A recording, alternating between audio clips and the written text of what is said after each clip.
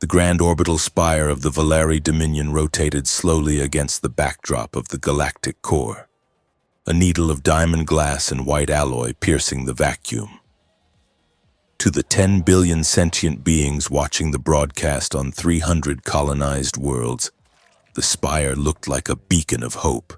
It was the Unity Accords. It was the night the border wars would finally end. It was a lie so expensive that no one could afford to disbelieve it. Princess Vespera did not feel like a symbol of hope. She felt like a weapon encased in silk and ceramic plating. She stood on the observation balcony of the spire's primary ballroom, her posture rigid, her hands clasped behind the back of her ceremonial armor. The armor was a masterpiece of intimidation and art, sculpted from a pearl-white composite that shimmered with an iridescent oil-slick sheen under the ballroom lights. It contoured to her body like a second skin, heavy and reassuring, protecting her vital organs while leaving her face exposed. But the armor was more than protection. It was a truth-sensing diplomatic instrument, wired directly into her nervous system, through the neurolink at the base of her skull. The suit tasted the air. It read pheromones, heart rates, and thermal fluctuations of every dignitary in the room. The sensations washed over her in a synesthetic tide. The ambassador from the trade guilds was currently bowing to her father, the Emperor. Vespera's armor tasted the sour metal tang of anxiety radiating from the ambassador's sweat glands. He was lying about the grain tithes. She knew it.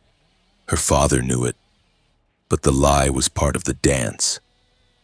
"You look radiant tonight, Highness," a voice murmured in her ear. It was Kale, the High Chancellor, standing a respectful 3 paces behind her. Vespera did not turn.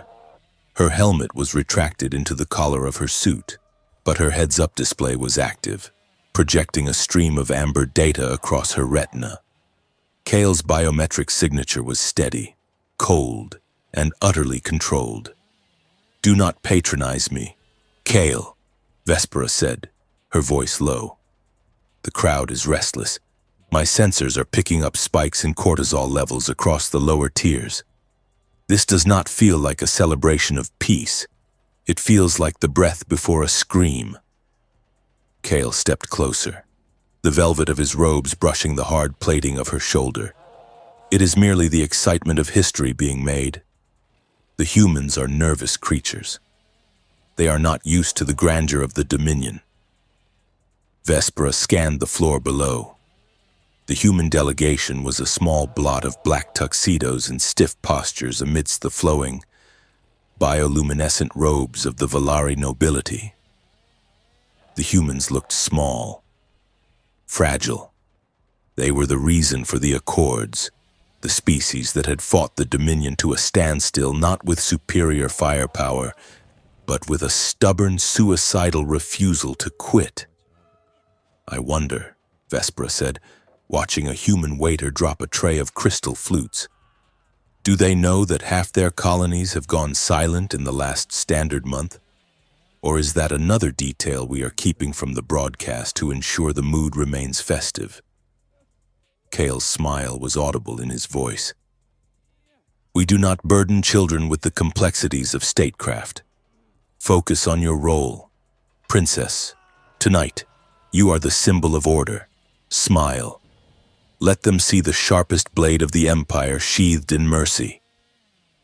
Vespera tightened her jaw. She hated the politics.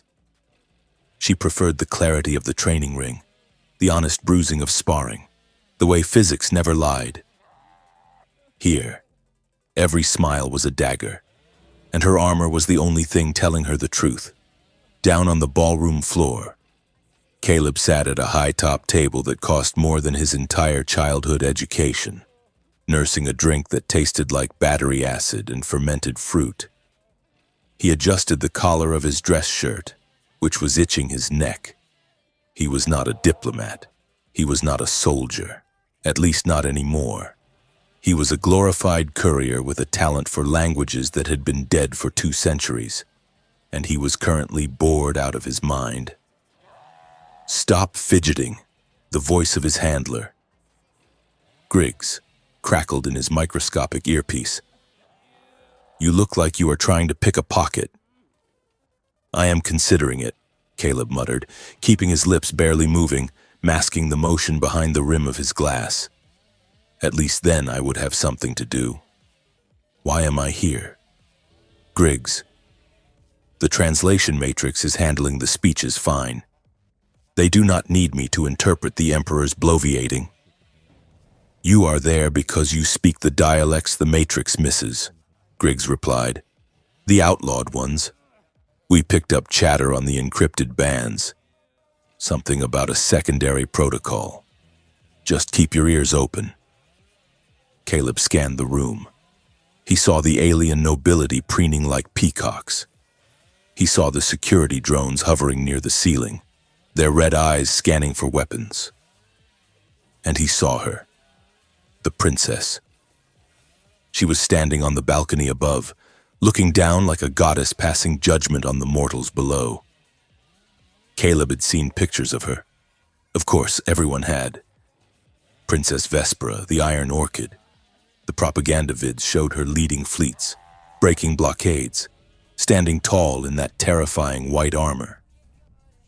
In person, she was even more striking. She looked dangerous, not in the way a soldier looked dangerous, but in the way a cliff edge looked dangerous. Beautiful, cold, and utterly indifferent to whether you fell. "She is watching the room like she is waiting for a sniper," Caleb murmured. "She is security," Griggs said. "That armor is not for show. It is military grade. Now focus. I am picking up a signal spike near the service corridors in the East Wing. Low frequency. Matches the dialect you flagged last week. Go take a look." Caleb set his drink down. Finally, he smoothed his jacket, offered a charming, apologetic smile to a Valari duchess who looked at him as if he were a bacteria culture, and slipped into the crowd. He moved with the practiced anonymity of a man who had spent 10 years avoiding military police. He wove through the throng, dodging trays of hors d'oeuvres and sweeping trails of silk, until he reached the service corridor entrance.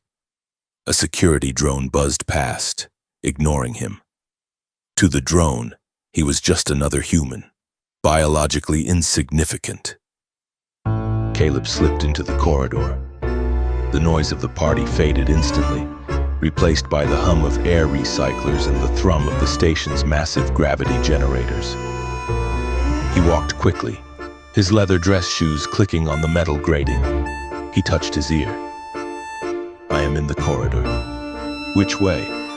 "Left at the junction," Griggs said. "Signal is getting stronger. It is coming from a maintenance console near the atmospheric scrubbers." Caleb turned left. The corridor narrowed. Pipes hissed overhead. He reached the console, a bulky, utilitarian terminal embedded in the wall. The screen was dark, but a small amber light blinked rhythmically beneath the casing. Caleb knelt, pulling a multi-tool from his cuff. He pried the panel open. Inside, a data port was pulsing. He tapped the interface. It was locked, obviously, but the coding language was archaic. It was High Valeri, but a dialect used by the monastic orders during the first expansion. "I see it," Caleb whispered. "It is an encrypted, localized node. Someone is using the party's power grid to mask a massive data transfer. Can you tap it?" Griggs asked.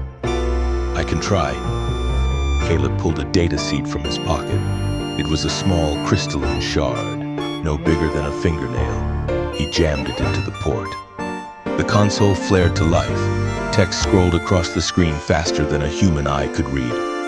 But Caleb caught fragments.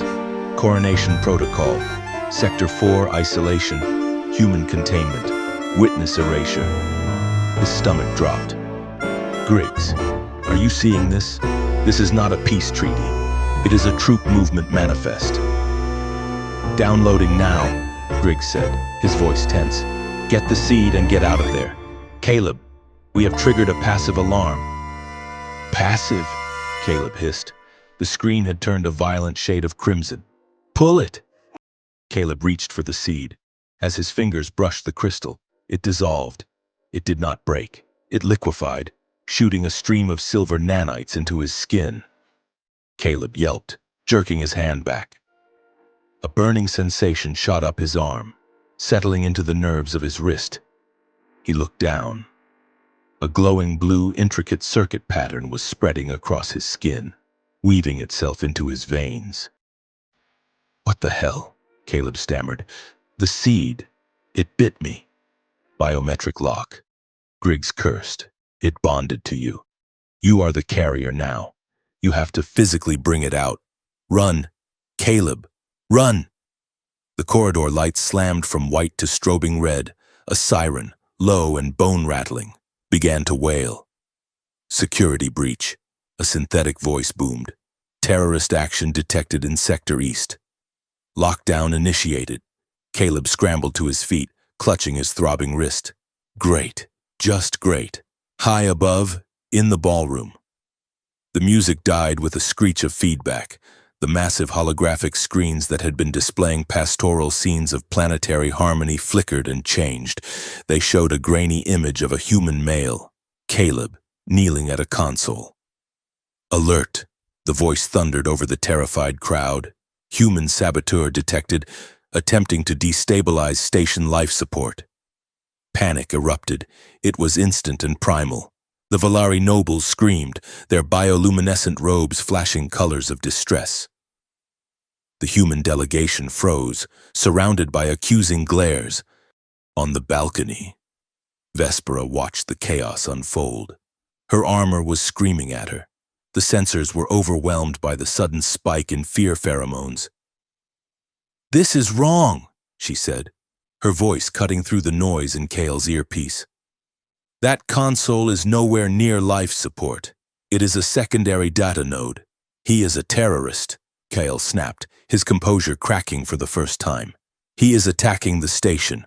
Order the guards to kill him."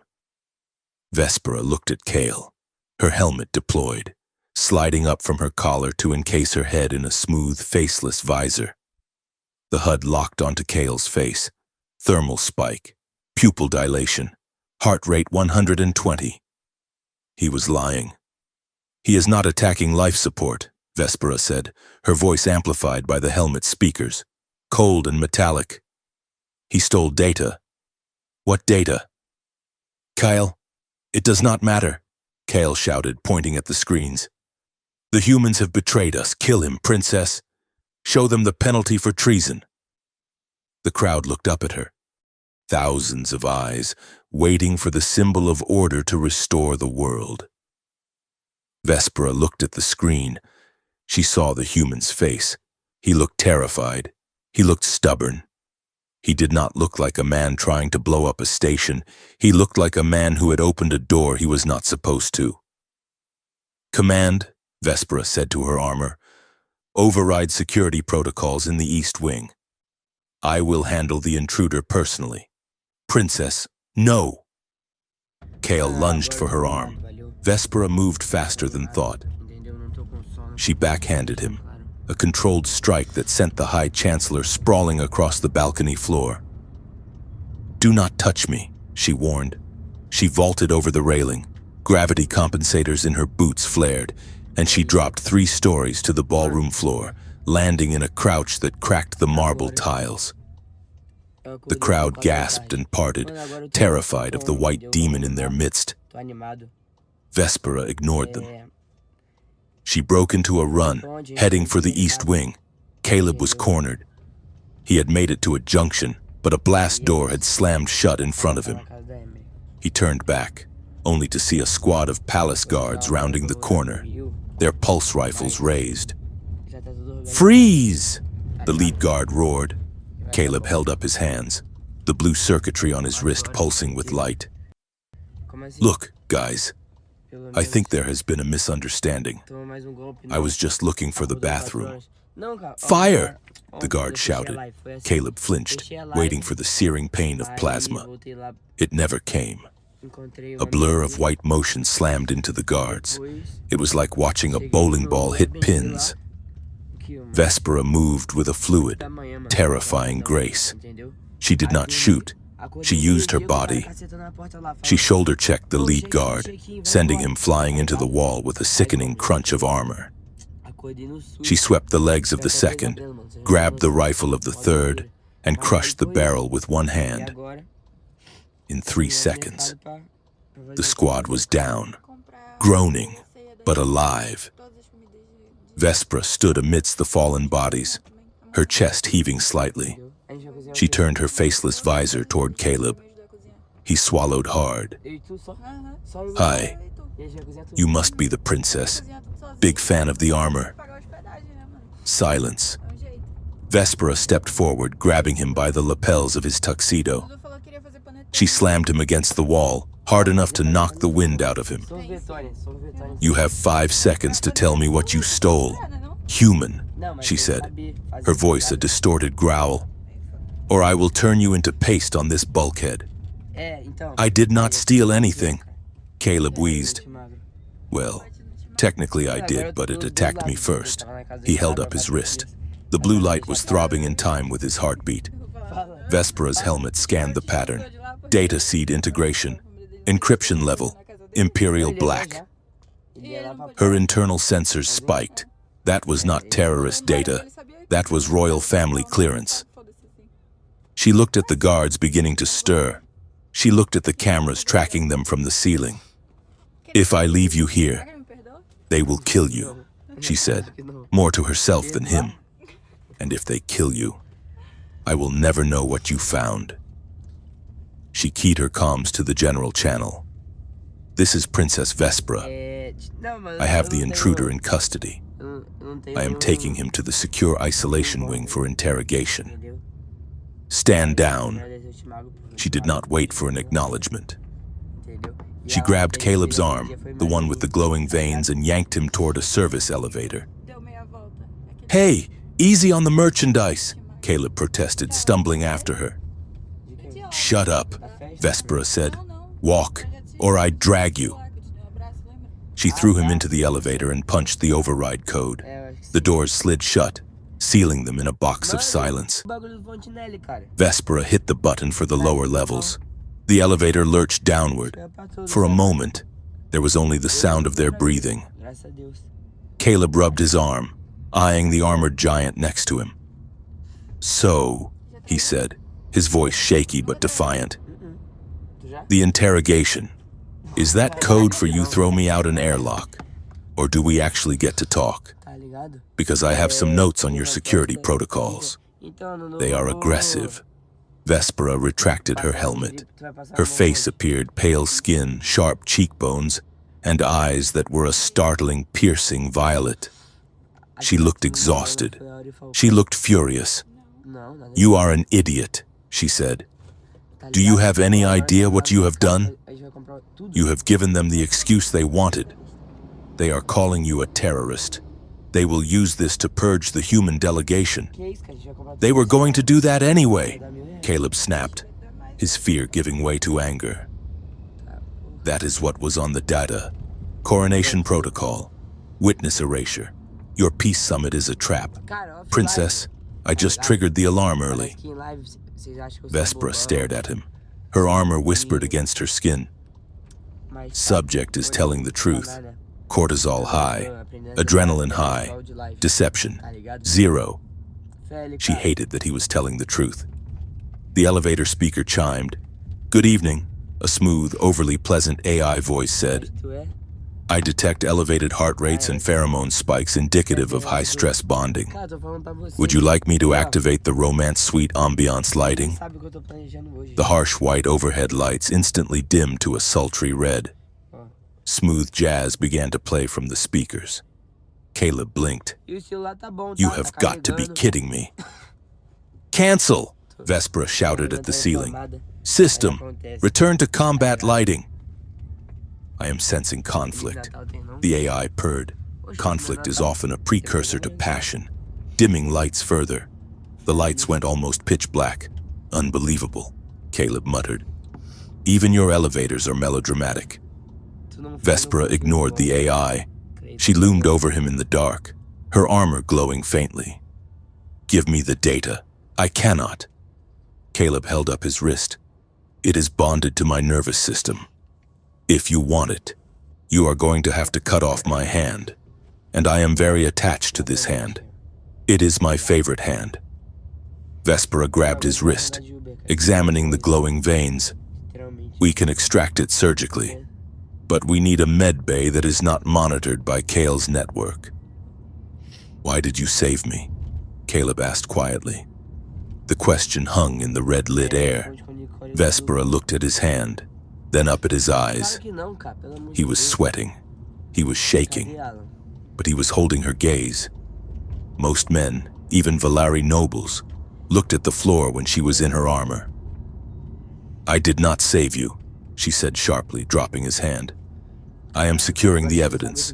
Do not mistake curiosity for mercy. Human. Right, Caleb said, a crooked grin touching his lips. Just doing your job. You know, for a symbol of order. You are surprisingly rebellious. The elevator slowed. Prepare yourself, Vespera said, her helmet sliding back into place. The lower levels are not a ballroom. The doors opened. They were not in a secure wing. They were in a maintenance bay, a vast cavern of pipes and shadows. And waiting for them were 4 figures clad in black stealth suits, their faces obscured by optical distortion masks. Assassins, Vespera said. Her armor's threat assessment reticle painted red targets on their chests. They are not guards, Caleb noted, stepping behind her. No, Vespera said. They are the cleanup crew. The assassins moved in silence. 2 ignited plasma blades that hummed with lethal energy.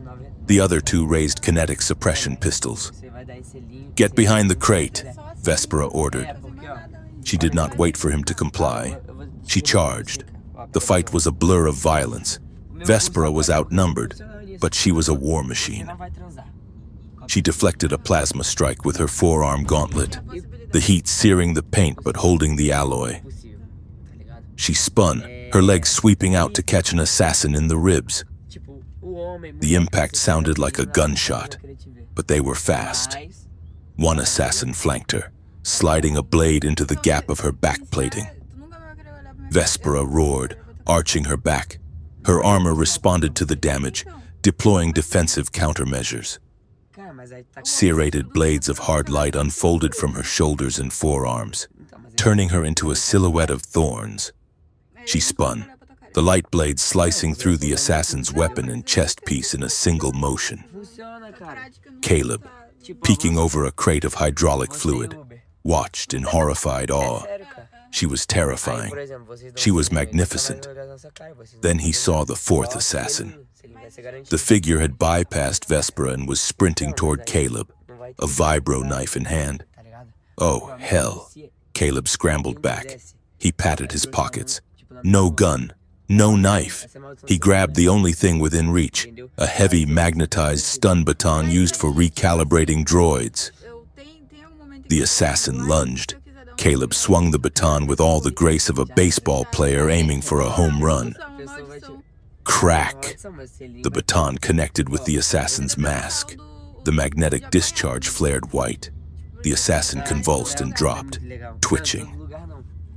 Caleb stared at the body, breathing hard. I got one, he yelled. Princess, I got one. Vespera finished the last assassin with a brutal slam against the wall. She turned, seeing Caleb standing over the unconscious killer, holding the baton like a trophy. Adequate, she assessed, her voice dry. She walked over to him, checking him for injuries. Her armor was scorched in places, the pristine white marred by black carbon scoring. We need to move, she said. Kale will know his team failed. He will send the heavy guard next. They ran. They left the maintenance bay and descended deeper into the station's guts. The gleaming corridors of the upper levels gave way to rusted grating, dripping pipes, and the heavy, oppressive heat of the engine decks. This was the empire Caleb knew, the dirty, industrial reality that supported the golden lie above. They found shelter in a decommissioned cargo lock. It smelled of ozone and stale air. Vespera sealed the door and turned to him. "Show me," she commanded. Caleb sat on a crate, wiping sweat from his forehead. He tapped his wrist. The nanites responded to his thought, projecting a hologram into the air between them. The image was fragmented, flickering with static. It showed a star map of the border sectors. Red lines crisscrossed the neutral zones. And then, a voice recording played. It was Kale's voice. "Human delegation will be liquidated upon the commencement of the coronation. The crown princess is a liability. Her adherence to the old code makes her weak. She will be removed. The puppet regent is prepared." The hologram showed a timeline. The attack was scheduled to begin in 6 hours. Vespera stared at the image. She stood perfectly still, her armor making no sound. "Removed," she whispered. Caleb watched her face. He saw the shock. But beneath it, he saw something else. Validation. "You knew," he said softly. "You did not know the details, but you knew something was rotting." Vespera turned away, pacing the small room. "Kyle raised me. After my mother died, he taught me statecraft. He taught me that power requires sacrifice. Looks like he decided you were the sacrifice," Caleb said. Vespera spun on him, her hand shooting out to grab his throat. She stopped inches from his skin, her gauntlet trembling. "Do not presume to understand my life, human," she hissed. "You are a tool, a courier. You have no idea what it costs to hold this empire together. I know what it costs." Caleb stood up, not backing down this time. "I walked past the labor camps on the outer rim. I have seen what your order looks like from the bottom. And yeah, maybe I am just a courier. But at least I do not pretend I am saving people while I am sharpening the knife." Vespera glared at him. Her sensors were screaming at her again. Truth, truth, truth. He was right, and that hurt more than the betrayal. She lowered her hand. "So," she said, her voice hollow, "they plan to kill everyone, start a war, and put a puppet on the throne. And blame it on us," Caleb added. "The perfect excuse to wipe out humanity for good." Vespera looked at her hands. The white armor, the symbol of her family, felt heavy. It felt like a cage. "I cannot go back up there," she said. "If I return, they kill me. If I stay here, they hunt me." "We need a ship," Caleb said. "A fast one. Not an official transport. Something they will not be tracking." Vespera looked at him. A plan was forming behind her violet eyes. A cold, dangerous plan. "There is a prototype courier craft in Hangar 7, she said. "Stealth capabilities, long-range jump drive. It belongs to the intelligence division. Can you fly it?" "I can fly anything," Vespera said. "But we have to get there." She reached up and unlatched her helmet, clipping it to her belt. She ran a hand through her sweat-dampened silver hair. Caleb looked at her. For the first time, she did not look like a statue. She looked like a woman who had just watched her world burn down. "Why did you really save me?" Caleb asked again. Vespera met his eyes. "Because my armor tastes lies, Caleb. And I have spent my entire life drowning in them. When Kale lied to me on that balcony, I realized I would rather die with a traitor who tells the truth than live with a loyalist who lies." She stepped toward the door, her armored boots clanking on the deck. She paused and looked back at him. "You are the evidence," she said coldly. The seed in your blood is the only proof I have. So listen to me closely. You do not run. You do not hide. You stay exactly where I can see you. You are mine until this ends. Caleb managed a weak smile. He touched the glowing veins on his wrist. Fine, he said. But if I am yours, then use me. Use you for what? Use me to burn your liars down. Vespera studied him. She saw the fear, yes, but she saw the spark of something else. A reckless, human kind of hope. She nodded once. Keep up, courier, she said. She hit the door release. The blast doors hissed open, revealing the dark tunnel ahead. Together, the armored princess and the human target stepped into the shadows, leaving the light of the false peace behind them. The stealth courier ship, which Caleb had christened the Rusty Needle much to Princess Vespera's disdain, drifted into the shadow of the asteroid.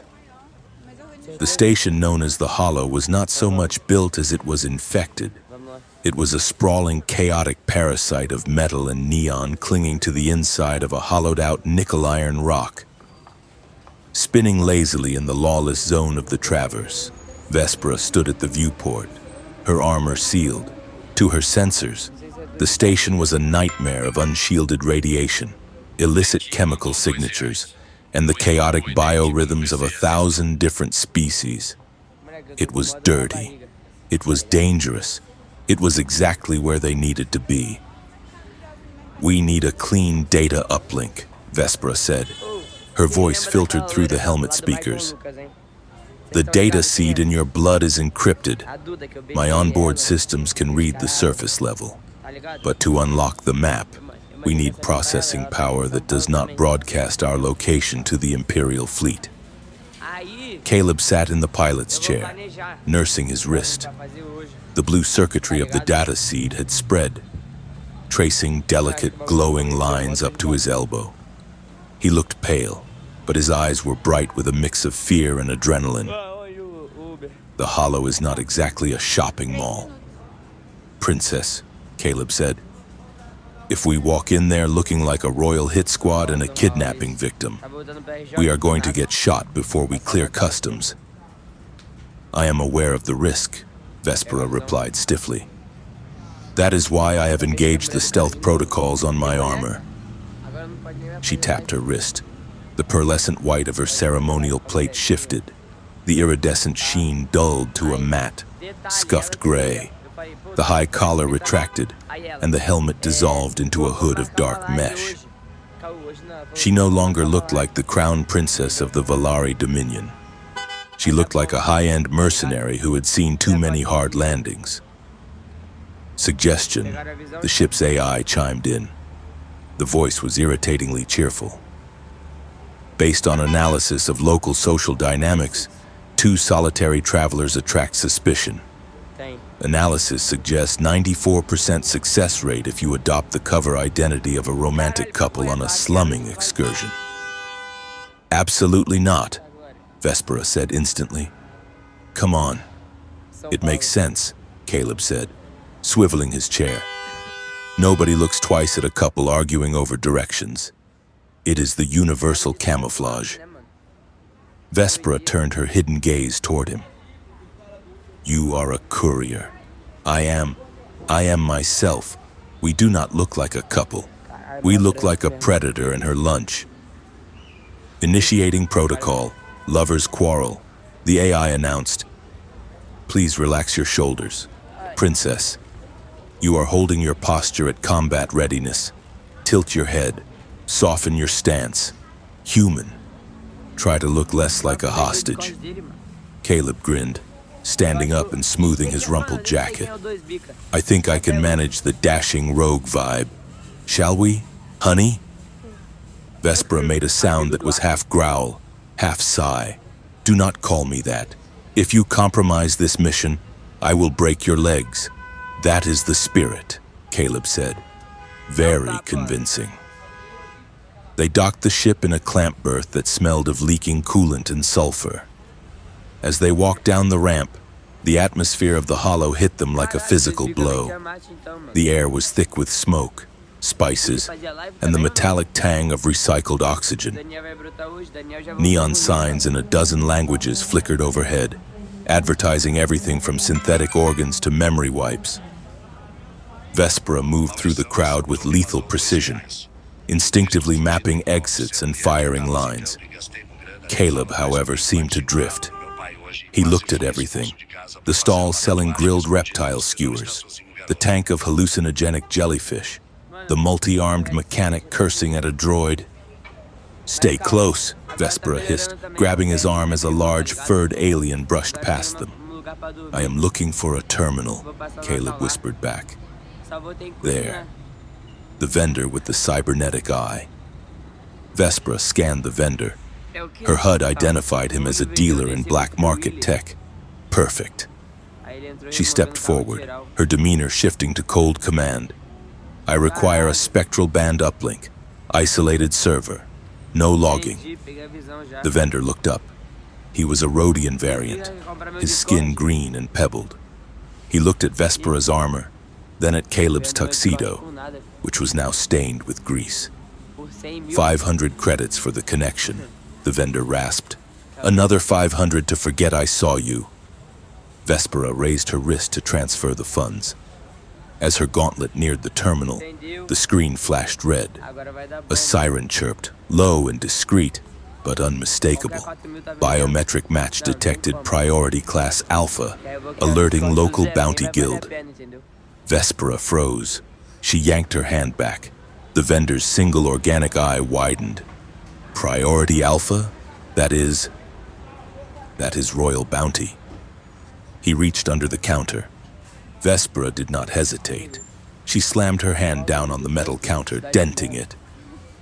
"Do not," she warned, her voice dropping an octave. The vendor froze, his hand hovering over a blaster pistol. Caleb stepped in. He moved smoothly between Vespera and the vendor, leaning his elbows on the counter with a relaxed, easy smile. Whoa, relax," Caleb said. "My girlfriend gets a little intense when she is low on blood sugar.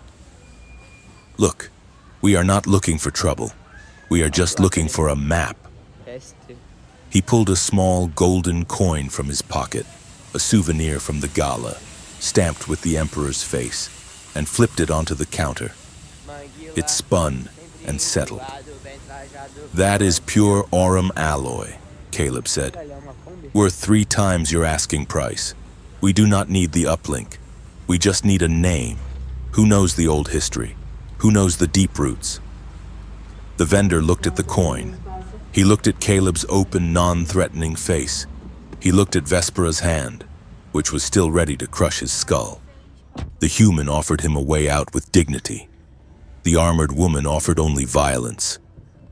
"The archivist," the vendor muttered, snatching the coin. "Sector 9, down by the core shaft. But he does not like visitors, especially not Imperial ones." "Thanks," Caleb said, tapping the counter. "Come on, darling, let us go find the old man." He took Vespera's arm and guided her away. She was stiff as a board, her muscles coiled to strike. "How did you do that?" she demanded once they were out of earshot. He recognized me. "My biometrics are burned. The conspiracy has flagged my signature on every network in the galaxy." "I bribed him," Caleb said, steering them through a throng of methane breathers. "And I gave him a story he could accept. You were trying to dominate him. People in places like this do not respond to authority. Princess, they respond to trade. You have to give them something to lose." "I could have broken his arm," Vespera said, "and then his buddies would have shot us," Caleb countered. "You cannot punch your way through a conversation." Analysis, the AI whispered in their ears. Subject Caleb displays high social adaptability. Subject Vespera displays rigidity. Physical proximity adjusted. "Please hold hands to maintain cover." "I will dismantle you," Vespera muttered to the air. But she did not pull away when Caleb's hand brushed hers. They descended into the bowels of the station. The neon faded, replaced by the deep, throbbing hum of the asteroid's gravity generator. The air grew colder. The walls here were ancient rock, reinforced with rusted beams that looked like the ribs of a leviathan. Vespera stopped. She put a hand to her helmet. "What is it?" Caleb asked. "My sensors," she said. "They are echoing inside her HUD. The data was going haywire." Ghost readings flickered in her peripheral vision. It wasn't just interference. It felt like the station was reacting to her presence. The armor, usually a silent fortress, was vibrating against her skin. Emotion resonance detected. The suit's internal voice warned. Sorrow, anger, hunger. Source, external. "The station is listening," Vespera whispered. "To what?" "To us." They reached Sector 9. It was a cavernous space dominated by stacks of physical media. Books, data crystals, paper scrolls, piled in chaotic towers. In the center sat the archivist. He was a cephalon, a floating creature of tentacles and sensory bulbs, encased in a preservation tank that bubbled softly. "Visitors," the archivist's voice boomed, not from a speaker, but resonating directly in their skulls. One of iron, one of blood. "We are looking for the mirror vault," Vespera said, stepping forward. The tank bubbled violently. "The vault." The archivist laughed, a psychic sound like glass breaking. "The tomb of memory, the place where the Empire buries its sins." "Why do you seek the tool of the erasure?" "Because they are going to use it again," Caleb said. He stepped forward, rolling up his sleeve to show the glowing blue veins. "The map is inside me." The archivist floated closer to the glass, one large, milky eye fixated on Caleb's arm. "Ah, the seed," the creature mused. "It sings. It remembers." The data seed on Caleb's arm flared bright white. A beam of light shot from his wrist, projecting a complex three-dimensional star map into the dusty air. It showed a route, a winding, impossible path through the unstable sectors of the traverse, ending at a dead moon wrapped in storms. "The mirror vault," the archivist whispered. "It was built by the founders. They realized that total war leaves too many scars. So they built a machine to edit the mind of the galaxy, to make the survivors forget why they were fighting, or who they were fighting. Peace through amnesia," Vespera said, her voice cold. "Peace through lies," the archivist corrected. Suddenly, Vespera's armor screamed a warning. "Proximity alert. Hostiles." A blast bolt shattered the stack of books next to Caleb's head. "Get down!" Vespera tackled Caleb, shoving him behind a pillar of ancient hard drives. 4 figures dropped from the ceiling cables. Bounty hunters. They were heavily armored, wielding kinetic repeaters. "The false heir," one shouted. "Taking her head pays for a planet."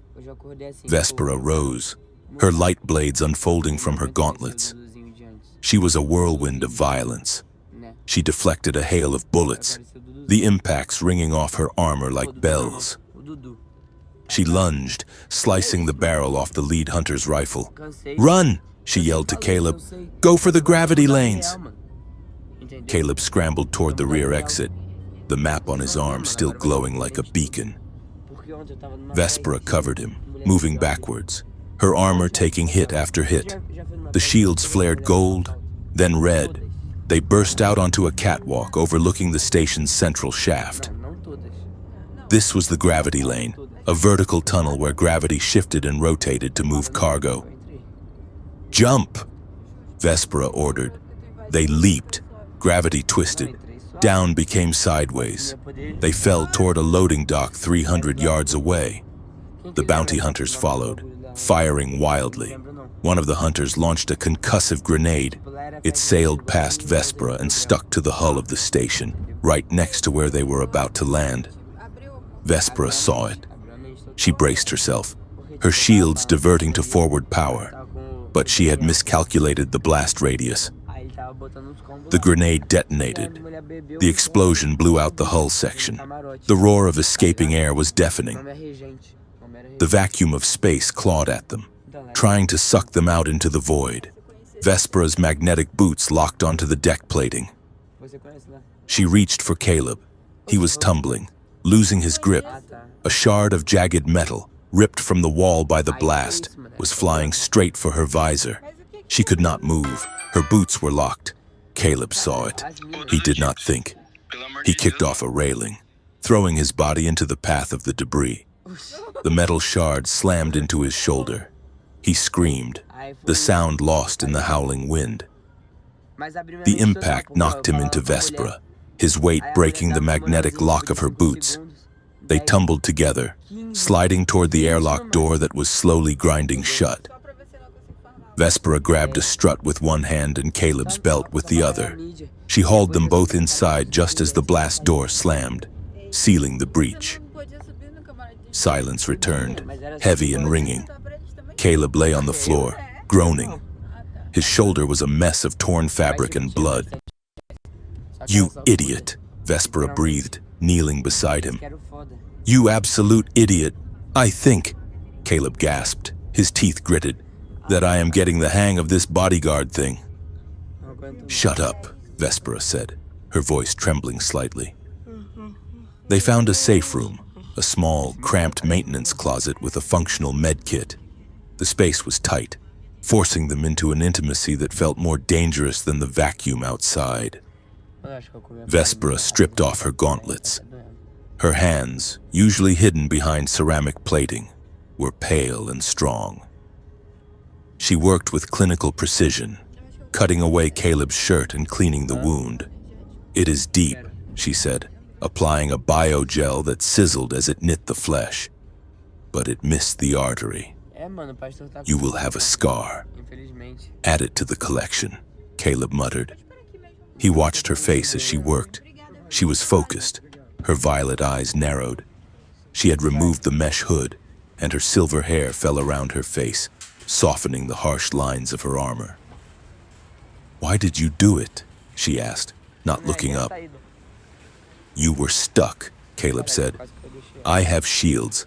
I have armor that can withstand orbital re-entry. You have a tuxedo and soft skin. You should have let it hit me. It would have cracked your visor," Caleb said quietly. "And then you would be dead. And I promise to help you burn the liars down. Cannot do that if you are floating in space." Vespera stopped. Her fingers lingered on his shoulder, warm against his skin. She looked at him, and for a moment, the distance between them vanished. The air in the closet grew heavy, charged with the scent of ozone and blood and something electric. "You act like you are invincible," Caleb said, his voice low. "You wear that armor like it is your skin. But you are terrified. Vespera." "I am not afraid of anything," she snapped, pulling her hand away. "Yes, you are. You are afraid of being powerless. You think if you take off the suit, if you let anyone see you bleed, you disappear. You think softness is weakness. It is," she said. "In my world, softness gets you killed." "Maybe," Caleb said. "Or maybe it is the only thing that keeps you real." Vespera stared at him. She wanted to argue. She wanted to tell him that he was a naive human who understood nothing of power. But the words died in her throat. Because he was right, and because his skin was warm, and she wanted, with a sudden, terrifying intensity, to touch him again, before she could speak. A holographic screen on the wall flickered to life. It was an emergency override broadcast. The Imperial seal appeared, the golden sunburst of the Valari. Then, Kyle's face filled the screen. "Citizens of the Dominion." Kale's voice was smooth, grave, dripping with false sorrow. "It is with a heavy heart that I announce the betrayal of Princess Vespera. She has conspired with human terrorists to destabilize the Accords. She is stripped of her rank, her title, and her succession rights. She is to be considered an enemy of the state. Hunt the false heir. The reward for her capture is 20 million credits. Vespera went still. She watched the man who had been her father figure, her mentor, the man who had taught her how to hold a sword, sentence her to death. He did it, she whispered. He really did it. Caleb reached out, covering her hand with his own. He is the architect, Vespera. He did not just join the coup, he built it. Vespera looked at the screen, then at Caleb. The last thread of her old life had just been cut. She was no longer a princess. She was just a fugitive in a closet with a human courier. The dynamic shifted in the silence. The captor and the captive were gone. There were only two hunted people breathing the same stale air. We need a pact, Caleb said. If we are going to survive this, we cannot play games. What kind of pact? Vespera asked. No lies, not between us. I do not care what we tell the rest of the galaxy. But inside this circle, we tell the truth, even when it hurts. Especially when it hurts. Vespera looked at his hand on hers. In Valari culture, a promise was a binding contract. To break it was to forfeit one's honor. Truth has a price, she warned. If I promise you this, I will not hold back. I will not protect your feelings. Good, Caleb said. I do not need protection. I need a partner. Vespera slowly unlatched the other gauntlet. It hissed as the seal broke.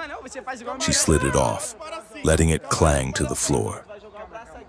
She reached out and took Caleb's bare hand in hers. Her skin was cool, calloused from years of training. His was rough, warm, skin to skin.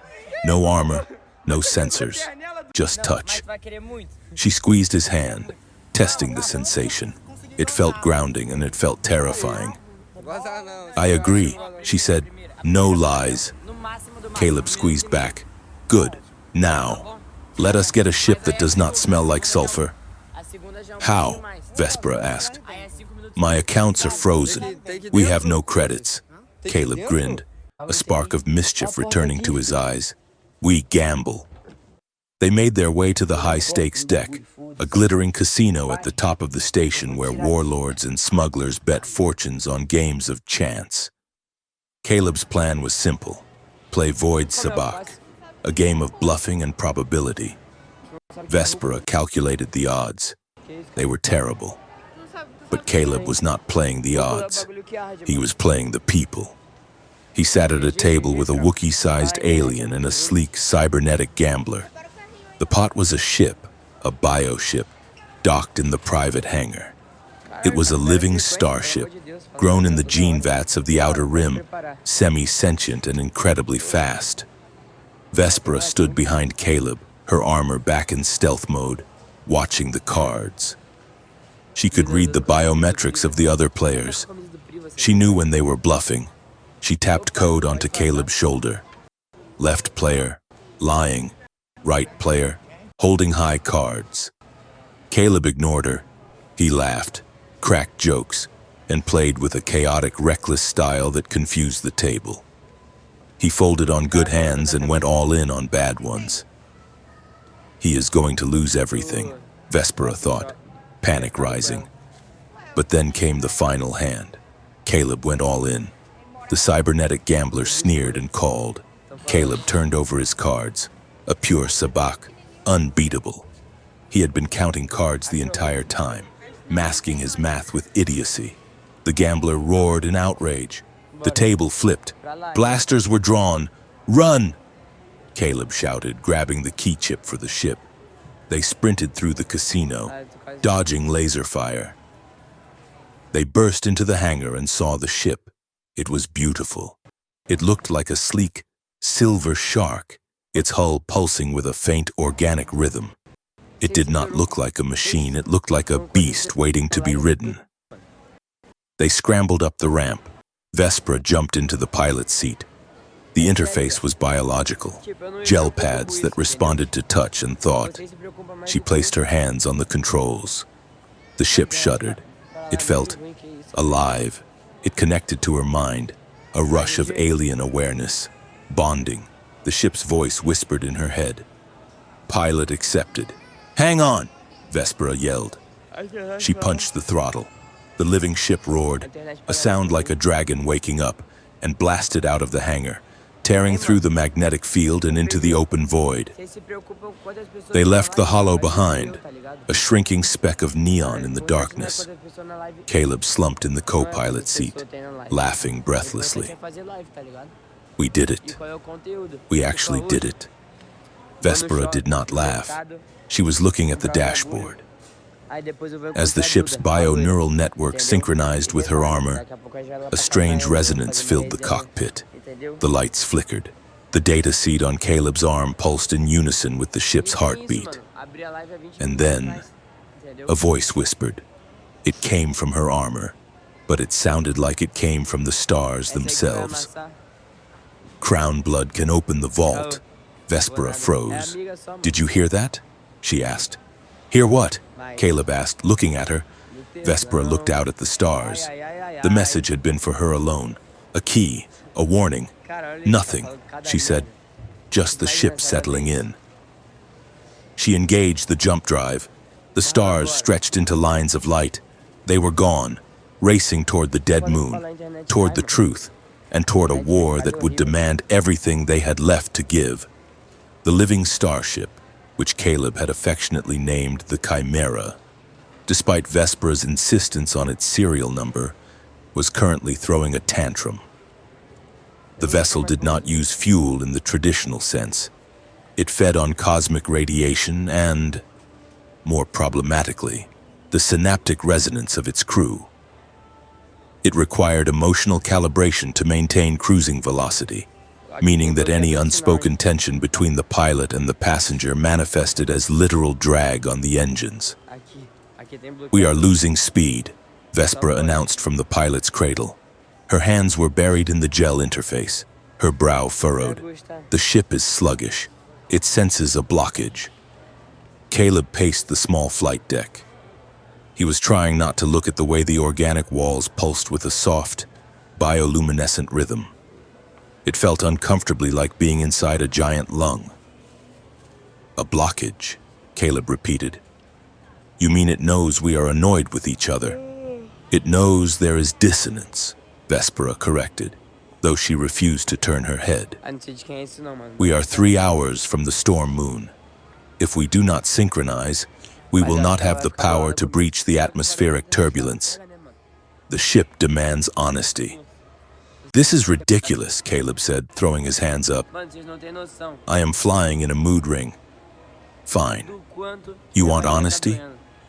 I am annoyed that you reorganized the ration supplies by caloric density instead of flavor. It takes me 10 minutes to find coffee. Vespera stiffened. Efficiency is survival. And I am annoyed that you hum when you are thinking. It is a discordant vibration that interferes with my focus. I do not hum, Caleb protested. You are doing it right now, Vespera snapped. The ship groaned, a low vibration that rattled their teeth. The forward view screen, which was actually a transparent membrane, brightened. The engines flared with renewed power. See, Vespera said, a hint of smugness in her tone. It works. The ship requires clarity. It requires therapy, Caleb muttered.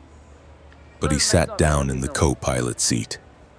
They dropped out of the hyperspace lanes and into the gravity well of the moon. It was a dead world, wrapped in a shroud of perpetual thunderheads that bruised the darkness of space with flashes of violet lightning. Beneath those clouds lay the ruins of a civilization that had erased itself, and somewhere in the deep dark was the mirror vault. Sensors are picking up interference, Vespera said, her voice shifting to combat cadence. It is not atmospheric. It is a targeting lock. Before Caleb could ask who was targeting them, the void around them lit up with lance fire. 3 Imperial interceptors peeled out of the moon's magnetic shadow. They were sleek, predatory machines, their hulls black as oil. They did not hail the Chimera. They simply opened fire. "Evasive maneuvers!" Caleb yelled, though Vespera was already moving. She drove her hands deeper into the gel. The ship screamed a biological sound of rage and twisted on its axis. Plasma bolts scorched the outer dermis, sending tremors through the deck. "They are waiting for us," Vespera hissed. Kale knew we would come for the vault. "We cannot outrun interceptors in a gravity well," Caleb said, watching the tactical display. "They are faster than us. We do not need to outrun them," Vespera said. "We need to fold." "Fold?" Caleb looked at her. "You said the fold drive was unstable. You said it could scramble our brains. It is better than being vaporized," Vespera retorted. "Hold on to something solid." She mentally commanded the ship to breach the dimensional barrier. The Chimera did not accelerate. It stopped existing in the current moment. The universe outside the membrane dissolved into streaks of impossible color. The sensation was not like movement. It was like falling through a mirror.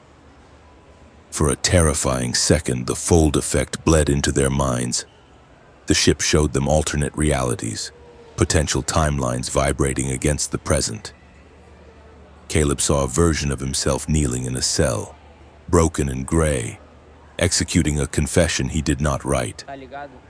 Vespera saw a version of herself on the throne, wearing the crown, her face cold and dead, signing an order to burn a planet. Then, the visions merged. They saw a quiet room on a world with 2 suns. They saw Vespera without armor, laughing, and Caleb holding a child that had her eyes in his smile. It was a vision of a life that was soft, safe, and utterly impossible. The vision shattered. Reality slammed back into place. The Chimera burst out of the fold within the moon's atmosphere, screaming through the violent clouds. The interceptors were gone, left behind in the vacuum of space. "Pull up," Caleb shouted. The ground was rushing up to meet them, a jagged landscape of obsidian spires. Vespera wrestled the living ship into a glide. They clipped a tower, spinning wildly, and crashed into a valley of black sand. The impact threw them against their restraints. Then, silence. Vespera was the first to move. She unstrapped herself, her armor sealing instantly. "Status report," Caleb groaned, rubbing his neck. "We are down. The ship is breathing, but it is hurt. It needs to regenerate. We are on foot from here." They grabbed their gear and cycled the airlock. The wind on the surface was a physical force, howling through the ruins. The city around them was colossal, built by giants who had been dead for 10,000 years. "We need to move," Vespera said, checking her wrist display. "The interceptors will calculate our trajectory. We have maybe 2 hours before they deploy ground teams." She took point, her armor lights cutting through the gloom. Caleb followed, checking the tracking device on his arm. The data seed was pulsing rapidly, pulling them toward the center of the city. The ruins were wrong. Caleb noticed it after the first mile. He looked at a crumbled archway to his left. When he looked back a moment later, the archway was on his right. "Vespera!" Caleb shouted over the wind. "The city! It is moving!" "I know," Vespera said tightly. "My topographic map is useless. Every time I scan the route, the geometry shifts. It is a quantum defense system. The city rearranges itself when observed. Then stop observing it with machines," Caleb said. He grabbed her shoulder, stopping her. "Turn off your active scanners. Are you insane?" Vespera shouted. "We will be blind." "We are already blind," Caleb argued. "The city is reacting to the logic of your sensors. It is trying to outsmart a computer. We have to use human intuition. Stop looking for the path. Look for the pattern." Vespera hesitated, then deactivated her HUD. The amber tactical overlay vanished, leaving her with only her organic sight. "Lead the way, courier," she said. Caleb did not look at the shifting walls. He looked at the wind. He looked at the way the dust settled. He followed a feeling, a chaotic, non-linear hunch that no algorithm could replicate. He led them through twisting alleys that seemed to lead nowhere, only to open up into vast plazas. They took shelter in a massive, dome-shaped structure to escape a sudden surge in the storm.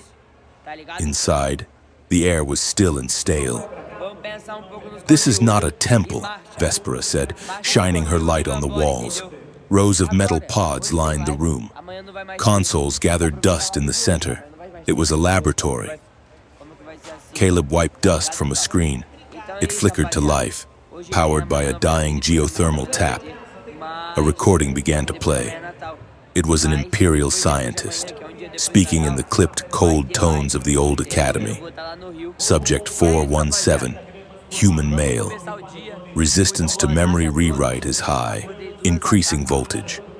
We must perfect the extraction process before the conquest begins. Caleb watched as the screen showed a human, a man who looked disturbingly like his father, strapped to a chair, screaming silently as a machine tore his mind apart. Vespera stood frozen. She had been raised to believe the Empire brought order to chaos. She had been taught that humans were primitive, chaotic children who needed guidance. "This is how they did it," Caleb said, his voice hollow. "The consentless confession technology. The device they tried to use on me. They perfected it here, on people they snatched from the border colonies." Vespera reached out and touched a rusted shackle on one of the chairs. "It is a lie," she whispered. "All of it. The Pax Valari, the Great Order. It is built on a foundation of bone." Caleb turned to her. "Power that steals autonomy poisons the thief. Vespera, you cannot build a just world by breaking minds." "I know," she said, and her voice cracked. "I know, but my training says that to rule is to control. If we destroy this technology, if we open the vault and reveal the truth, the Empire will fracture. There will be civil war. Billions will die. And if we do not," Caleb asked, "then everyone lives as a slave to a lie. We cannot win by becoming the monsters we are fighting. We have to be better." Vespera looked at him. In the harsh light of the laboratory, she looked small inside her armor. "I do not know how to be soft, Caleb," she admitted. "I only know how to be a weapon." "Then be a weapon for the truth," he said. A crash echoed from the entrance of the dome. Vespera's helmet snapped shut. Movement. Multiple contacts. 3 figures stepped into the laboratory. They were tall, clad in armor that was not white like Vespera's, but mirrored chrome. The surface of their suits rippled like liquid mercury. "Seraph Guard," Vespera said, stepping in front of Caleb. "The Emperor's personal executioners." The lead Seraph did not speak. He raised a dual-bladed staff. The mirrored surface of his armor shifted, reflecting not the room, but the viewer's mind. Caleb looked at the Seraph and gasped. He did not see his reflection. He saw himself alone, drifting in space, suffocating. He saw Vespera laughing at him, holding the data seed, calling him a useful idiot. "The armor reflects your fear," Vespera warned. "Do not look at them." "Caleb," the Seraphim attacked. Vespera met them with a roar. Her light blades flared, clashing against the staves of the guard. It was a dance of lethal speed. The Seraphim were faster than standard soldiers, enhanced by combat stims and cybernetics. Vespera fought with brutal elegance, but she was outnumbered 3-1. A staff struck her side, cracking her plating. She stumbled, but recovered, severing the arm of her attacker. Caleb backed away, fumbling for his stun baton. The second Seraph lunged at him. Caleb looked at the mirrored visor. The vision changed. He saw the laboratory chair. He saw himself strapped in. He felt the phantom pain of his mind being erased. "You are nothing," the vision whispered in his own voice. "Just a courier, just a carrier. She will discard you." Caleb fell to his knees, paralyzed by the psychic feedback. The seraph raised his staff for the killing blow. "No!" Vespera screamed. She abandoned her defense, taking a glancing blow to her helmet that shattered her HUD. She threw herself across the room, sliding between Caleb and the blade. She caught the staff on her crossed gauntlets. Sparks showered them. "Caleb!" Vespera shouted, straining against the seraph's strength. "Look at me! Not the armor! Look at me!" Caleb blinked, tears streaming down his face. The vision of betrayal was overwhelming. "She is lying," his fear whispered. "I chose you." Vespera's voice cut through the hallucination. She grunted as the staff bore down on her. "I am not your vision. I am here. I chose you in the ballroom. I chose you on the station. I am still choosing you." The truth of her voice, raw, desperate, and devoid of royal composure, shattered the seraph's hold. Caleb gasped, air rushing back into his lungs. He saw Vespera above him, her armor cracked, bleeding from a joint in her shoulder. Holding the line, he did not use the stun baton. He grabbed a heavy power cell from the floor and smashed it into the seraph's knee joint. The seraph buckled. Vespera drove her blade through the assassin's chest plate. The remaining seraphim hesitated. Vespera stood over Caleb, her light blades humming, radiating a fury that was terrifying to behold. "Leave," she commanded, "or I will bury you in this tomb." The seraphim, recognizing a losing battle against a cornered royal, triggered their smoke charges and vanished into the ruins. Vespera deactivated her blades. She reached down and hauled Caleb to his feet. "Are you intact?" she asked, scanning him. Caleb was shaking. I saw you betraying me." It felt real. "It was a mirror," Vespera said fiercely. "It shows you what you fear. It cannot show you what is true." They retreated deeper into the complex, finding a blast-shielded shelter beneath the main archives. The heavy Durasteel door locked behind them, sealing out the storm and the assassins. The room was dim, lit only by emergency strips. Vespera leaned against the wall and finally let herself slide down to the floor. She unlatched her helmet and pulled it off. Her face was bruised, her lips split. Caleb sat opposite her. The adrenaline was fading, leaving behind a jagged electric tension. "You took a hit from me," Caleb said softly. "You compromised your tactical position." "You were freezing up," Vespera said, touching the blood on her lip. "I secured the asset." "Stop it," Caleb said. "Stop talking like a report." He crawled across the small space until he was kneeling in front of her. He reached out, his hand hovering near her face. "You saved me because you wanted to save me." Vespera looked at his hand. She did not pull away. "Yes," she whispered. The air between them seemed to vibrate. It was the same tension that had been building since the ballroom. But now, stripped of the chase and the noise, it was undeniable. "I desire you," Caleb said. The words were simple, blunt. "I desire you even when I am angry at you. Maybe especially then." Vespera's eyes widened slightly. "Why?" "I am not safe, Caleb. I am a weapon that is slowly breaking apart. Because your strength feels like safety and danger at the same time," Caleb said. "And because I have seen you without the armor." Vespera let out a shaky breath. She leaned into his hand, her skin cool against his palm. "I am fascinated by you," she admitted. "By Valari standards, you are weak. You have no shell. You Tá bruise muito em easily, volta, tá, amor? but you are gentle without being humiliated by it. A internet daqui do She mercado tá turned her querendo me face, forjar, hein, mano. pressing a kiss into Digita the um, center Thiago, of pra his ver. palm. I want Digita to um. test you, she murmured against his skin. I want to see if you can Mano, vamos hold my fugir desse darkness mercado. without fearing it. Papo reto, a internet daqui é muito I want ruim. to see if I can touch you without trying to Que é own isso, you. cara? Por favor. Caleb's thumb traced her cheekbone. Then Ai, que test me, vergonha. but we set O boundaries. cara, o cara quer falar I am mais not your agora que eu. subject. O cara quer I falar am mais not your agora que eu. prisoner, and I am not your Mas é savior, isso, meu Deus Vespera do said. céu. I will not be put on a pedestal just so you can watch me Tá. fall. Ô, esse mercado tá me forjando, mano. Não tem Agreed, internet. Caleb Mercado é said. esse que não tem internet, He mano. leaned in. Ô, vou ficar It doido. was a slow, Vou deliberate ficar doido movement, aqui. giving her Mercado tá deixando 1,000 maluco. chances to stop him. She did not. Their lips Tá met. ligado?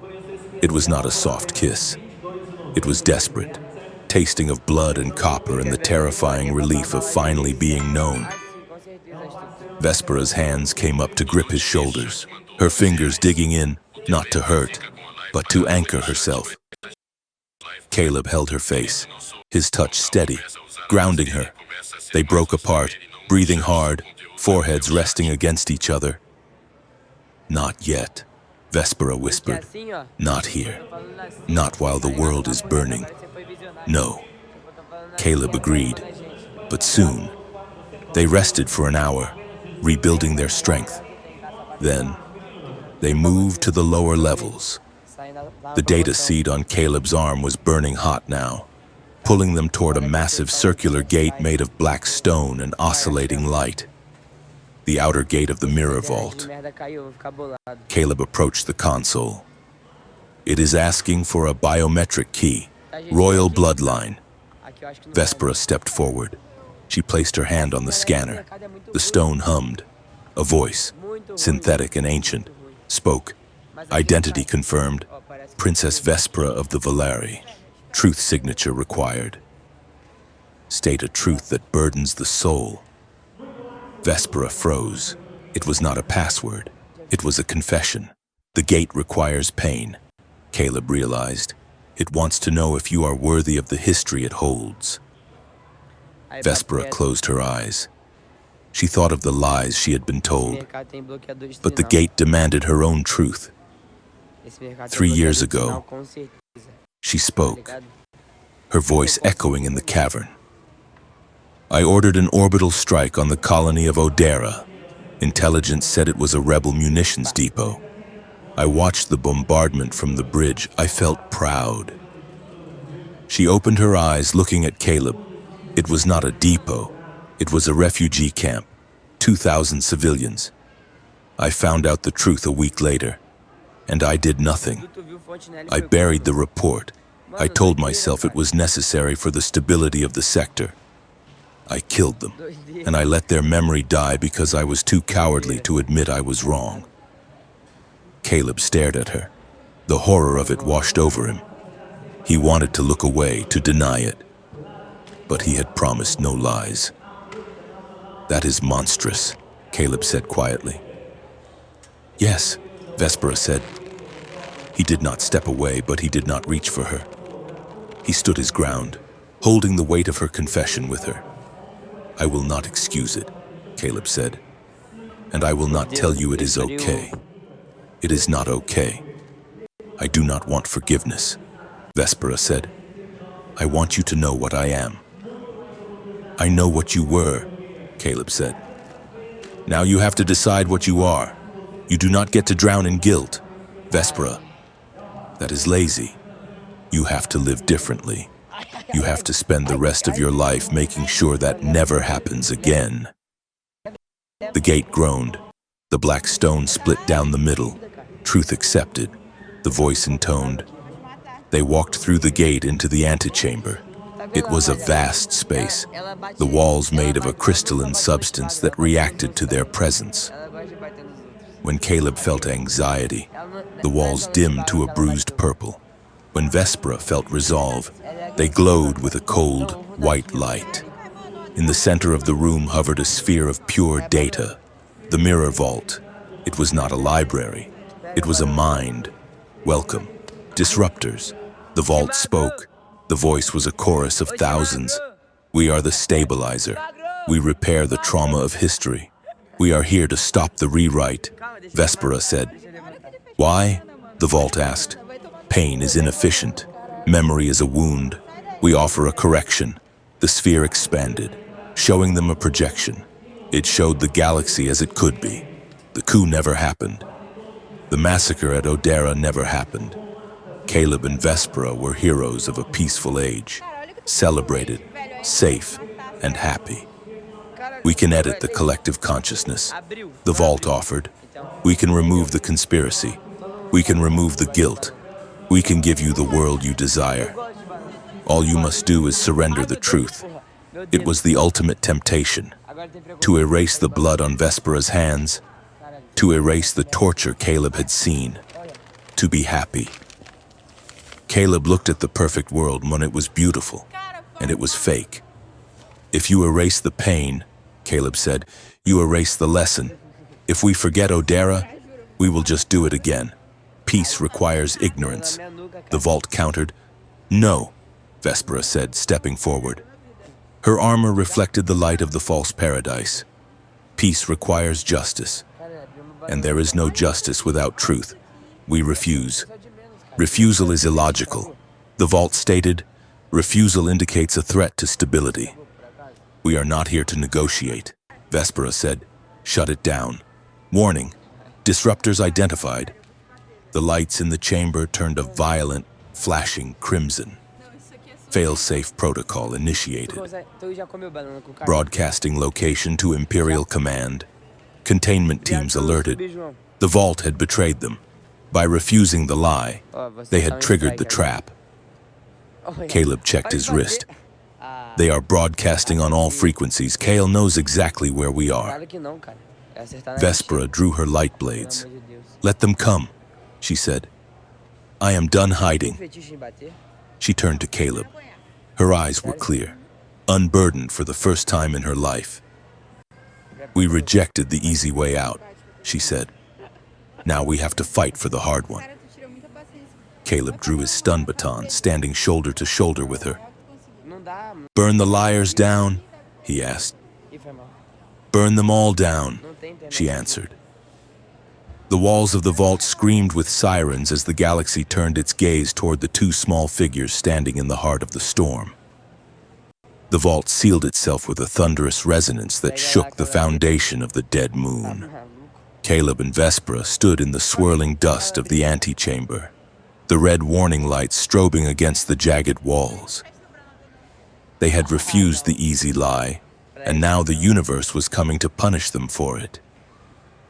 We have to go, Vespera said, her voice cutting through the din. Kyle will have the coordinates. The fleet will be here in minutes. She grabbed Caleb's arm, hauling him toward the exit. They scrambled up the shifting tunnels of the ruins, the geometry of the city collapsing as the vault's defense systems rewrote the landscape. Stone bridges dissolved into sand under their boots. Archways twisted into walls. They burst out onto the surface just as the sky ripped open. It was not an attack fleet. It was a broadcast. Every Imperial frequency, every holonet channel, and every comlink in the sector was hijacked by a single signal. Above them, projected against the storm clouds by orbital arrays, was the face of High Chancellor Kale. Beside him stood Vespera. Caleb skidded to a halt, staring at the sky. But that is you, he said, breathless. It was her. The image was pristine. She wore the white ceremonial armor, gleaming and unblemished. She stood tall, her violet eyes cold and commanding, her hand resting on the hilt of the sword of state. Citizens of the Dominion, Kale's voice boomed like thunder, shaking the ground. The traitor who fled the capital has been exposed. She is a shapeshifter, a biological mimic employed by human terrorists to destabilize our glorious union. The Vespera in the sky stepped forward. Her voice was perfect. It was Vespera's voice, but stripped of the grit and doubt Caleb had come to know. I am Vespera, the projection said. Aí, só The salando. imposter has been located in the Travern sector. She is armed and dangerous.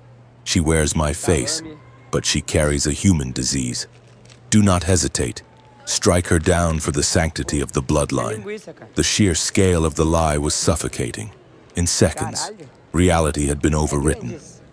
To the trillions of Não é não? citizens Isso watching, aqui é quantos centímetros? the woman standing next to Caleb in the dirt, battered, scorched, her armor cracked and gray, was the monster. The pristine image in the sky was the truth. They cloned me, Vespera whispered. The horror in her voice was not for Não, herself, esse daqui é uns 30. but for the violation. Essa daí tá com They grew a double, a meat puppet to say the words I would not say. Target locked. The living ship's voice screamed in their earpieces. Orbital bombardment imminent. Run! Caleb yelled. They sprinted for the Chimera. The sky turned white as the heavy cruisers in orbit opened fire. Pillars of kinetic energy slammed into the ruins, vaporizing the ancient stone. The shock waves threw them forward. They reached the ship's ramp just as a barrage walked toward them, tearing up the black sand. Get us out of here! Vespera shouted, vaulting into the pilot's cradle. The ship roared, its biological engines flaring with panic. They lifted off, but the gravity well was swarming with interceptors. Shields failing. Vou vomitar. The ship cried out, "Too many. I cannot deflect them all. Protect the hull," Vespera commanded, her hands deep in the interface gel. The ship did something impossible. It diverted all power from the engines to the structural integrity fields and physically wrapped its outer wings around the cockpit, curling into a ball like an armored insect. A missile struck the ship's flank. The impact was catastrophic. The entire vessel shuddered, a sound like a breaking bone echoing through the fuselage. Inside, sparks showered the cockpit. Caleb was thrown against the bulkhead, his head cracking against the metal. Vespera screamed as the neural feedback from the ship seared her mind. But they did not explode. The living metal held. With a final, agonizing lurch, the Chimera punched through the blockade, trailing bleeding coolant and debris, and vanished into the darkness of the fold. They drifted in the silence of deep space. The ship was hurt. The rhythmic thrum of the engines was now a ragged wheeze. The lights in the cockpit were dim, pulsing with a feverish heat. Vespera pulled herself out of the interface. She was shaking. The feedback had felt like a physical beating. "Report," she croaked. Caleb was on the floor, nursing a bleeding cut on his forehead. "We are alive. That is the report. The ship took a hit meant for a capital cruiser." Vespera stumbled to the wall, placing her hand on the throbbing organic Quero paneling. mais um pedaço. "Thank Eu quero you," mais. she whispered to the machine. The ship purred weakly beneath her Eu touch. quero mais um "We cannot stay here," Caleb said, pulling himself up. de hoje. "We are bleeding Pai, energy. tem muita coisa ainda We pra need fazer. repairs, and we need a place to hide. The entire galaxy is looking for the imposter, and guess what? You look exactly like her." Vespera looked at her reflection in the darkened viewport. She saw the grime, the blood, the cracked armor. Ah, que isso. "No," she said bitterly. Uma "I banana look é like the quanto real? reality. They want the fantasy." Uma banana é quanto? She pulled up the navigation map. Uma banana. There is a Uma fleet banana. near the nebula border, the Free Drift. Caralho. They are a coalition of human and alien exiles. They are neutral. Neutral means they sell to the highest bidder, Caleb warned. Neutral means they hate the Empire as much as they hate the Federation. Vespera corrected. "It is our only chance." They limped toward the nebula. The Free Drift fleet was a ragtag collection of scavenged destroyers and retrofitted freighters, Eu pago a banana. hiding in the electromagnetic soup of a dying star. They were hailed immediately. "Unidentified vessel. Power down and prepare to be boarded. Pega uma água aqui. You are entering Sovereign Drift." Nessa tua lógica eu não "This is vou Princess mentir. Vespera," she replied, her voice steady despite the exhaustion. "I request asylum." There was a long silence, then a harsh laugh. "The princess is on Capital Prime giving a speech about human filth," the voice replied. You are the mimic. The bounty on your head is 40 million credits. Prepare to be vaporized. Wait! Caleb lunged for the comms. Admiral, this is Caleb Vance. I am a courier. I know you. I delivered mail to your mother on Ceres Station 3 years ago. She makes that terrible synth stew with the red pepper. Silence again. Vance? The voice was skeptical. The courier who talks too much? That is me, Caleb said. Look, Admiral Holloway, I know what the news says, but think about it. If she were a shape-shifting monster, would she be flying a ship that looks like it went 12 rounds with an asteroid? Would she be calling you? I do not care who she is, Holloway said. I care that the Empire has a dreadnought aimed at my sector. I cannot risk my people for a bounty hunt. Admiral, Caleb's voice dropped, losing the frantic edge. Listen to me. You have family on the border. I know you do. I know you send half your cut to the orphanage on Station 4. Watch your mouth. Vance, the people coming for us? Caleb continued. They are not just soldiers. They are rewriting history. We found a lab where they test memory wipes on people like us. On people like your mother. If they win, there is no more free drift. There is no more neutrality. There is just silence. They will make your family forget you ever existed. Is that a risk you can take? The silence stretched for 10 seconds. 10 seconds where the targeting lasers of the fleet painted the Chimera in invisible kill lines. Docking Bay 3, Holloway finally grunted. But if you bring the Empire down on us, I will shoot you myself. The repairs took 6 hours.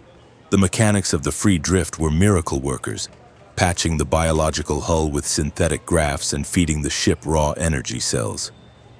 While the ship healed, Caleb and Vespera remained in the cockpit. They could not leave. The crew of the fleet stared at them through the viewports with suspicion and greed. Caralho, uma banana dá R$1, cara. The tension in the small cabin was suffocating. It was not just the danger, it was the broadcast. Vespera sat in the pilot's chair, watching the replay of her double over and over again. Stop watching it, Caleb said gently. She is perfect, Vespera murmured. Look at her. She does not flinch. She does not doubt. She is everything my father wanted me to be. She is a doll, Caleb said, a weapon with no soul. Vespera stood up abruptly. She paced the small space, her armor clanking. I cannot breathe in this, she said. I feel like I am wearing a coffin. She reached for the latches of her breastplate. The air in the cabin shifted. The ship's heartbeat glow, a soft rhythmic crimson, cast long shadows across the floor. Vespera's fingers trembled as she undid the seals. Hiss, click. The heavy ceramic plate covering her torso came loose. She let it slide from her body. It hit the deck with a heavy, dead sound. Underneath, she wore a simple, sweat-stained body glove. She looked smaller without the bulk of the armor, but also more dangerous, like a blade drawn from a scabbard. She turned to Caleb. Her eyes were wild, dilated with a mixture of rage, exhaustion, and a terrifying, raw need. You keep looking at me, she said, her voice low and shaking. You look at me like you are waiting for me to break. I am looking at you because you are the only real thing in this galaxy right now, Caleb said, not moving from his seat. Vespera took a step toward him. She reached down and unclipped the greaves from her legs, then the gauntlets. She stripped the armor off piece by piece, discarding the symbols of her rank, the tools of her violence. When she was finally standing in just the thin fabric of the undersuit, she looked exposed, vulnerable, and furious about it. She walked until she was standing between his knees. She leaned down, placing her hands on the arms of his chair, trapping him. Her face was inches from his. He could feel the heat radiating off her skin. Do you know what they teach us at the academy? She whispered. They teach us that desire is a weakness, that to want is to surrender power.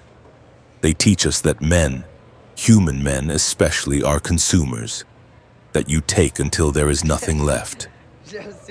She stared into his eyes, searching for the hunger she had been warned about.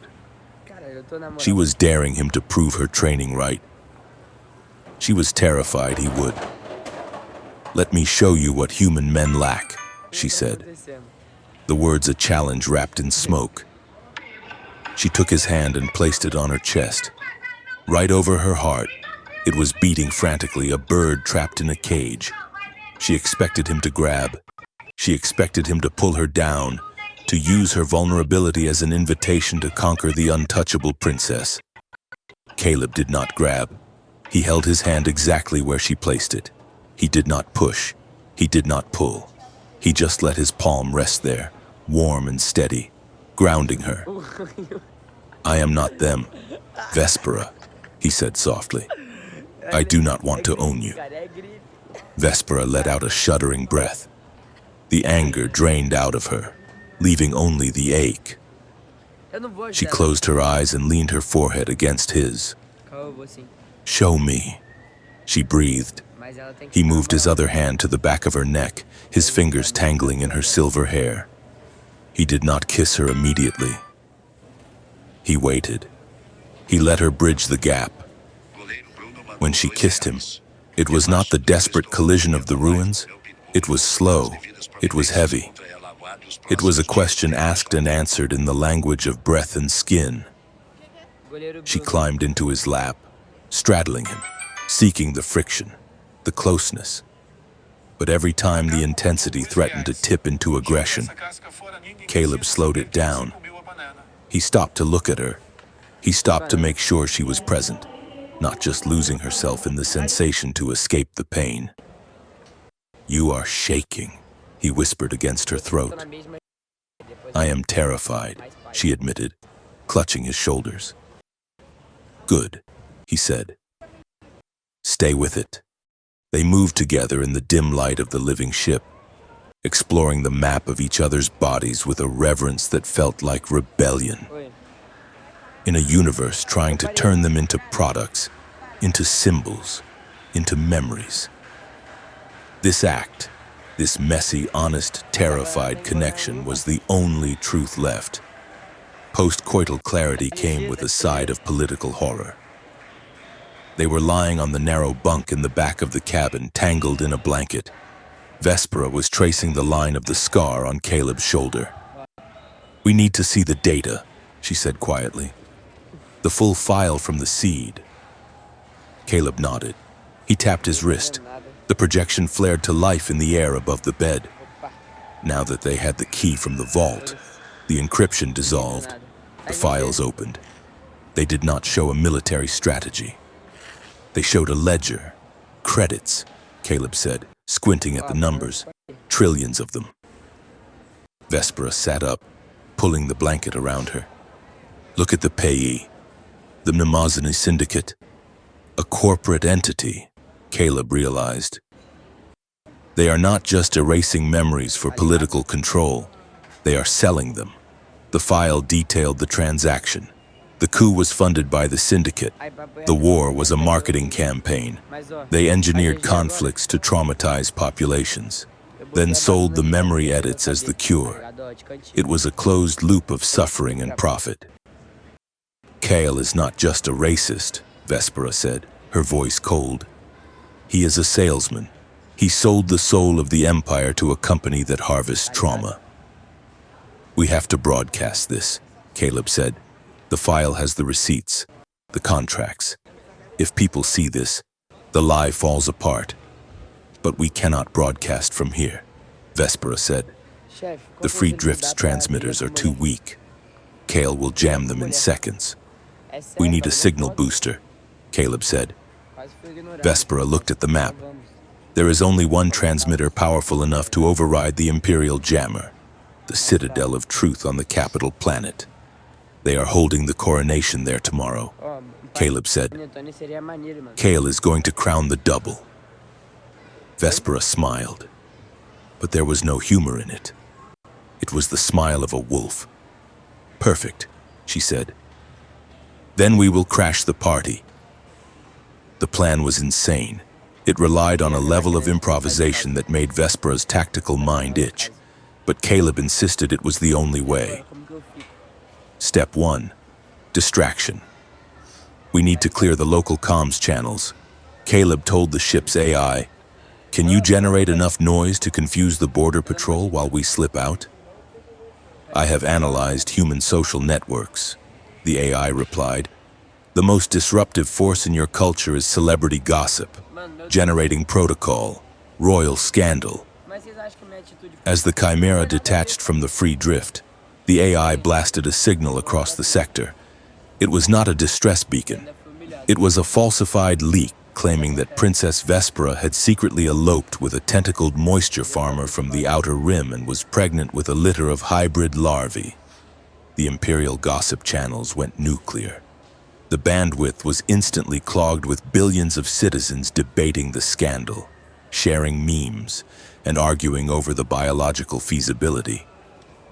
The military encryption grid slowed to a crawl as analysts tried to filter the noise. "It is working," Vespera said, watching the sensor web fracture. "They are distracted by the absurdity. Humans love a wedding." Caleb grinned. "Even a fake one." They slipped through the border unnoticed and jumped to the capital. The Citadel of Truth was a fortress of glass and light, floating above the capital city. The coronation rehearsal was underway.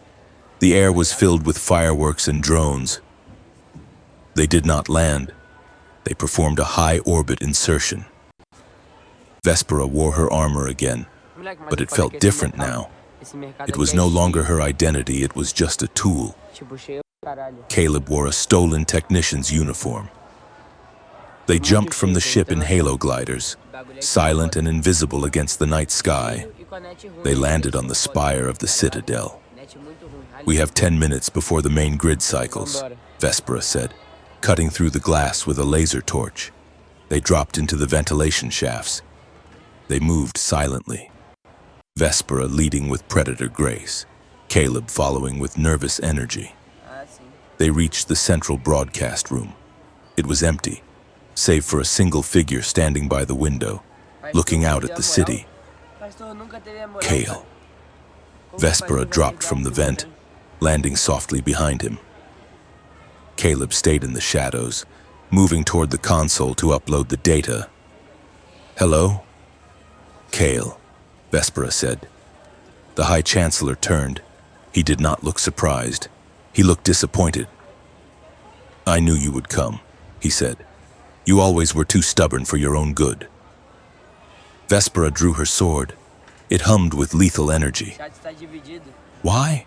she asked. "Not the politics. The truth. Why did you do it?" Kale sighed, adjusting his velvet robes. "Because the Empire is dying. Vespera. We are drowning in diversity. Humans, cephalons, Rhodians. They bring their chaos, their noise, their messy emotions. They infect us." "So you decided to lobotomize the galaxy?" Vespera asked. "I decided to purify it," Kale snapped.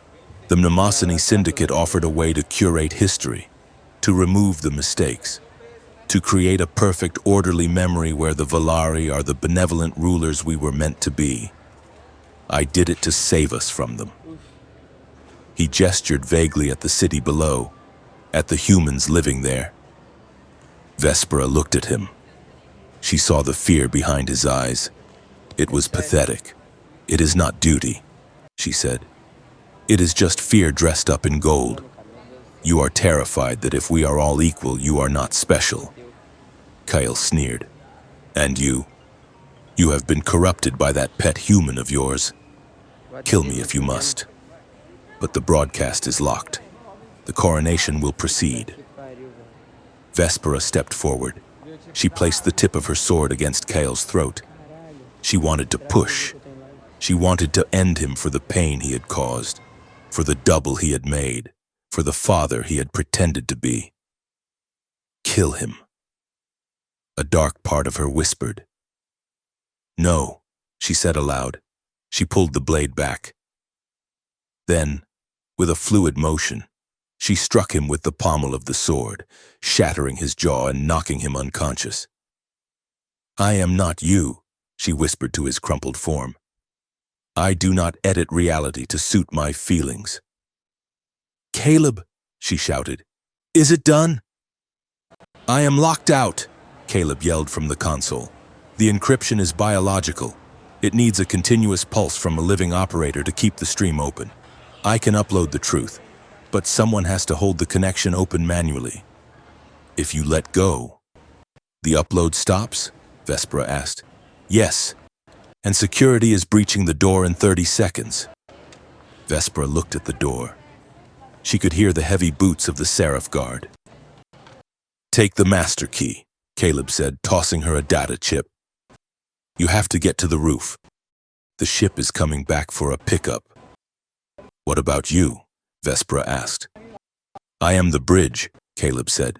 He slammed his hand onto the interface. The blue veins on his arm flared, connecting him to the machine. I have to hold the line while the data uploads. No. Vespera stepped toward him. We go together. There is no time, Caleb shouted.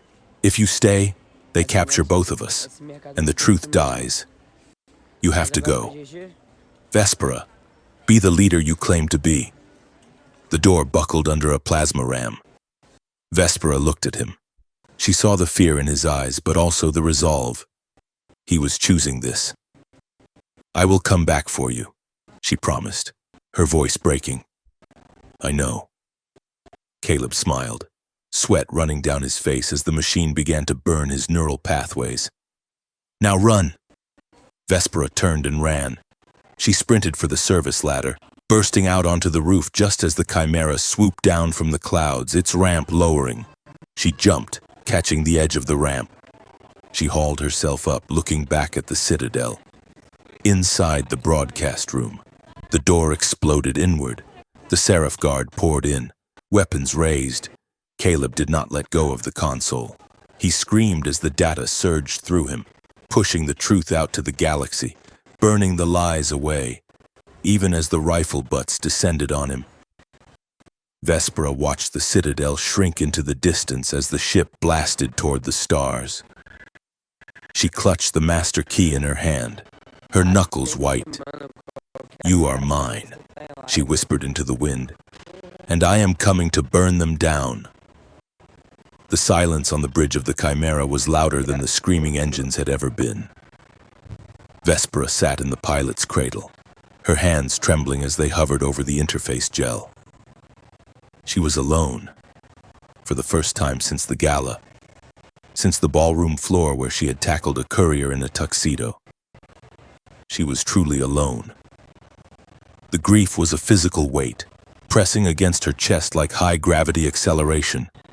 But beneath the grief, there was a fury so cold it burned. Her training, the decades of conditioning by Kale and the tutors of the High Court, screamed at her. It told her to strike. It told her to take the ship, ram it into the Citadel, and turn herself into a kinetic missile of vengeance. It told her that blood was the only currency that bought peace. She closed her eyes. She saw Caleb's face as the blast doors closed. She saw the fear he had tried to hide for her sake. I am coming back for you, she had promised.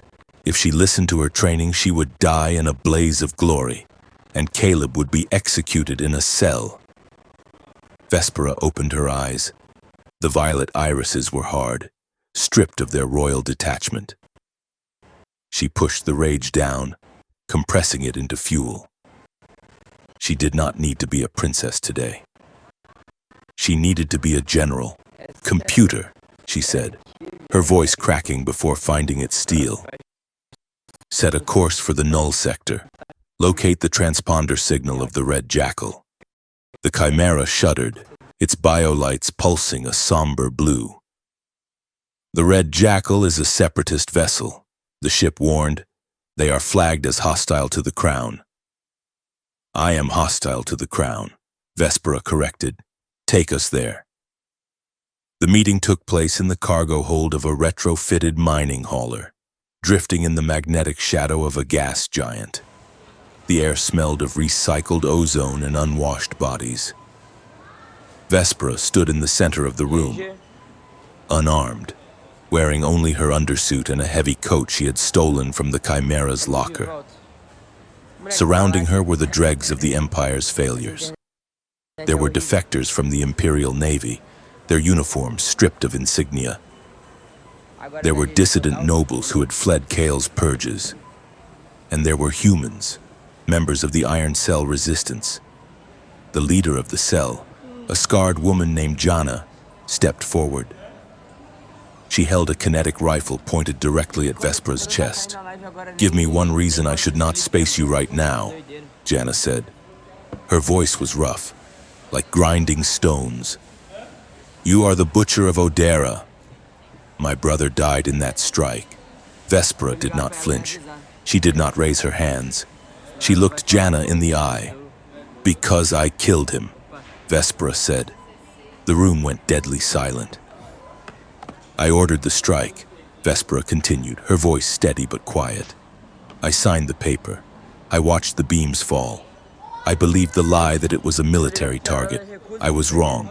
I was arrogant. And I am responsible." Jana's finger tightened on the trigger. "You admit it? You do not try to blame the intelligence reports?"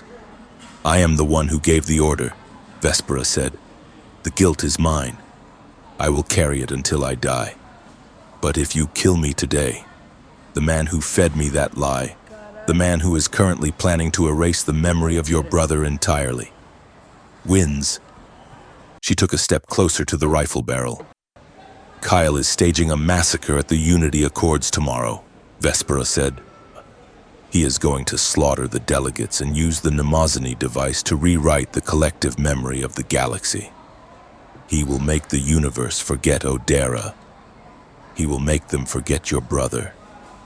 He will make them forget that resistance is even possible." Jana stared at her. She saw the grief in the former princess's face. It was not the performance of a politician. It was the exhaustion of a soldier.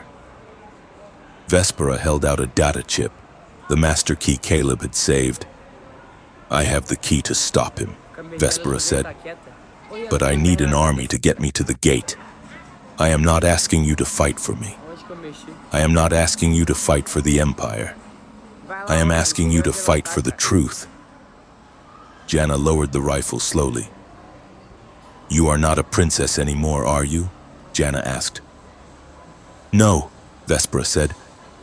"I am just a traitor with a ship." Jana spat on the deck, then nodded. "All right, traitor," Jana said. "Let us go start a war." Caleb Vance was currently having a debate with a machine about the flavor profile of synthetic coffee. He was strapped into a chair in a room that was entirely too white. The light was blinding, designed to eliminate shadows and sleep. Attached to his temples were adhesive nodes connected to a humming black obelisk in the corner of the room. The device was the prototype confession extractor. It worked by stimulating the amygdala and mapping the neural pathways of guilt and fear, theoretically forcing the subject to vomit up their deepest secrets to stop the psychic pressure. The problem was that Caleb Vance had a mind like a cluttered attic, and he was using every ounce of his chaotic energy to weaponize it. "Subject," the technician behind the glass spoke over the intercom. His voice sounded tired. "Focus on the code. Where is the master key?" The machine spiked, sending a wave of nausea through Caleb's skull. He gritted his teeth, sweat stinging his eyes. He needed to deflect. He needed to think about anything else. He thought about the time he tried to bake a souffle and set his kitchen on fire. "Error," the machine chimed. "Neural pathway divergent. Subject is visualizing." "Rising dough?" "Stop that," the technician snapped. "Stop thinking about pastry. Think about the princess." "Where did she go?" Caleb squeezed his eyes shut. He thought about Vespera, but he did not think about her flight path. He thought about the way she looked when she was sleeping, the tiny furrow between her brows. He thought about the smell of ozone on her skin. He thought about the way she had held his hand in the elevator. Subject is exhibiting elevated serotonin and oxytocin levels. The machine droned. Analysis. Emotional bonding. Data corrupted by sentiment. The technician slammed his fist against the glass. Increase the voltage. Break the bond. The machine hummed louder. A spike of pain drove into Caleb's temples, sharp and blinding. He gasped, arching against the restraints. The pain tried to tear the image of Vespera away, tried to twist it into something ugly, tried to make him see her as a monster. No, Caleb whispered. He held on to the truth. It was a small truth, a simple one. I refuse to become cruel. He focused on that sentence. He built a wall out of it. I refuse to become cruel. I refuse to become cruel. The machine whined, its fans spinning up to maximum. It could not reconcile the pain stimulus with the subject's refusal to yield to fear. It was looking for a lock to pick, but Caleb was jamming the keyhole with stubborn, defiant love. System overheating, the machine warned. Recursive logic loop detected. Subject refuses to validate trauma scenario. This is impossible, the technician muttered. He is just a courier. He should be broken by now. Why is he laughing? Inside the room, Caleb was indeed chuckling. It was a dry, rasping sound, bordering on hysterical. You guys need to recalibrate your algorithm, Caleb wheezed, blood trickling from his nose. You are looking for a soldier, but I am just a guy who really hates bad coffee. Critical failure. The machine beeped, shutting down to prevent neural feedback. The lights on the nodes died. Caleb slumped in the chair, his head lolling forward.